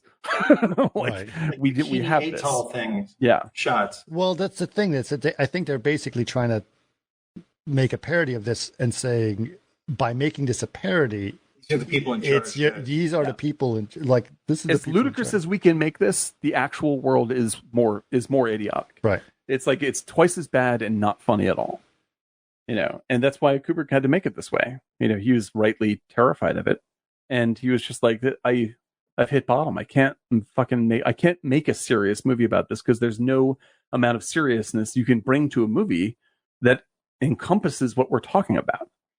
Like, we can only make this, the funniest movie of all time, so people will at least talk about it. But it's really, that's why it's still shocking all these years later. I mean, like, I'm just looking at this thing, I'm just like, I can't believe this fucking got made. I don't know any movie studio in the world that would make something that provocative at all. So even just on the filmmaking level, like, nobody makes stuff like this. And this is 64, whatever. 63. 63. Well, when did it come out? 64 or 63? It said 64 on my thing, but hold on. 64. 64, yeah. Yeah. And so, like, that's like, when we talk, when we go on when I go on my long rants about Marvel films, it's just like, studios used to be brave enough to release things like this. Yeah. And we just don't see that. And things are way more serious now than they were then. That's before we knew how fucked things were. Now we know, and we still do it. So, like, and we don't get the Quiet Earth, replay. No. Yeah. But anyway, this is this was going to be our New Year's film, our New Year's podcast. That's right, man. So Happy New Year to those of you who are listening. The Quiet Earth. Quiet Earth. And Quiet Earth is an official New Year's movie because they do sing Old Lang Syne. Old Lang Syne. Yes, that's actually a good segment in that as well. It's a good scene. It's a really nice scene. Good scene. But this was really great, and I can't believe we haven't done Dr. Strangelove before, but now we have. The thing is, we're never going to run out of movies. We're always going to have. It's impossible, dude. If we haven't gotten to Strangelove and we're already 100 episodes in or whatever it is. Yeah. We got a long way to go. A long way to go. But it was fun. I'm glad that Eric enjoyed the Quiet Earth. I did. I love it. Yeah, it's really good. I thought it was a good film, and obviously Strangelove is. I can watch that every day. An all-timer. That's an all-timer. That, like Big Lebowski, Tootsie. Big Lebowski, it's up there. It is up there. Yeah, Dr. Strangelove. Yeah, these are the greats. These are the true greats. Blazing Saddles. I do have a thing for Some Like It Hot. That's a great one. That is a great one. That's a good one. That's very funny. In terms of comedy, it was funny. I had this conversation with someone years and years ago. She was really funny. She said one of the greatest comedies of all times is Coming to America. I was like, what? It's kind of funny. I was like, it's kind of funny. And then I was like, what about this and this? And then it turns out she'd never seen any of the movies I said. Things I know. Have you seen Dr. Strangelove? Have you seen this? Have you seen that? And I was like, no. I was like, well, I guess to you, maybe that is the greatest comedy of all time. But there are other ones you should probably see. like even just include Big Lebowski in there. Good God, that's at least within the past, Yeah, a lot of people have seen that. That's cultish. Yep. Oh, man, I love that movie. Ooh, that was a movie that I didn't think was that funny when it first came out. Strangely enough. And now I felt, it's interesting. I felt the same way I thought that Austin Powers was really freaking dumb. And then after I watched a couple times, like, I could keep watching this. I could just keep watching this. Yeah. I saw that in Westwood. I was in love. I was crying at my peeing in my pants. I remember, Eric, you and I actually, we went together with Nancy and Karen. We went to go see 40-Year-Old Virgin together. Do you remember that? I was dying laughing watching 40-Year-Old Virgin. So funny. So funny. Just like with the Asia posters, he wakes up. It's just like, okay. All right. Okay. So, listen, guys, thank you so much. Couple things are going to happen. I put a couple links in there in our chat. for our Threadless store. For those of you who'd like to do this, if you're listening, it is martinigiant.threadless.com. Yes, we have some new items in there, including a T-shirt that says "Too much escargot." For those of you who are a fan of the show, you know what that means, and it's very funny. So just in time for Christmas, you guys can get that. And of course, if you'd like to support us, we'd love to have your support. That's patreon.com/martinigiant for that.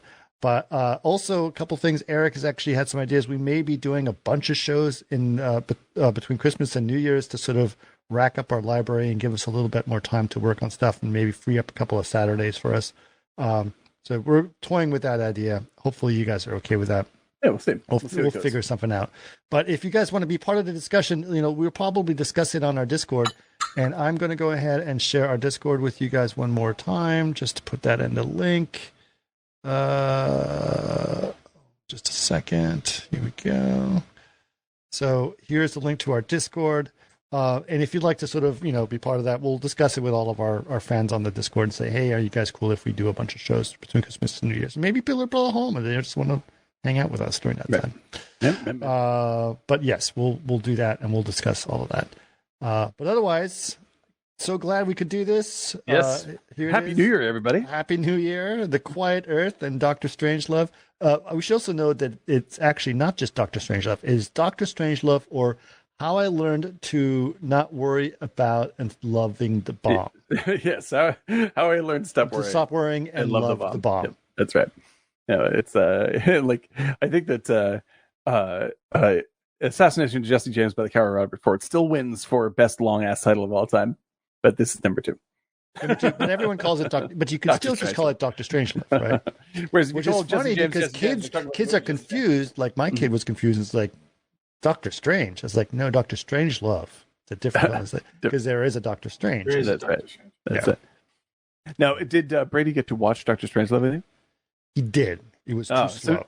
It was too slow. I understand. It's very slow. So he didn't get to, because it builds up in several spots. So he didn't get to some of the really hilarious lines, right? Like he got the line of all the survival kit that was cracking him up. But then some of the other ones, like if he'd seen the Dimitri president thing, he would have been all in. We'll get there. He'll get there. I mean, he's young. Seeing as though your other child corrected a teacher over who directed The Godfather, I think you're doing an excellent job. You guys are doing an excellent job parenting. Yeah. So anyway, all right, you guys ready for this? Yes. Baby. All right, drink. Talk. Drink. Happy New Year, everybody. Happy New Year. Happy New Year. Bye, guys.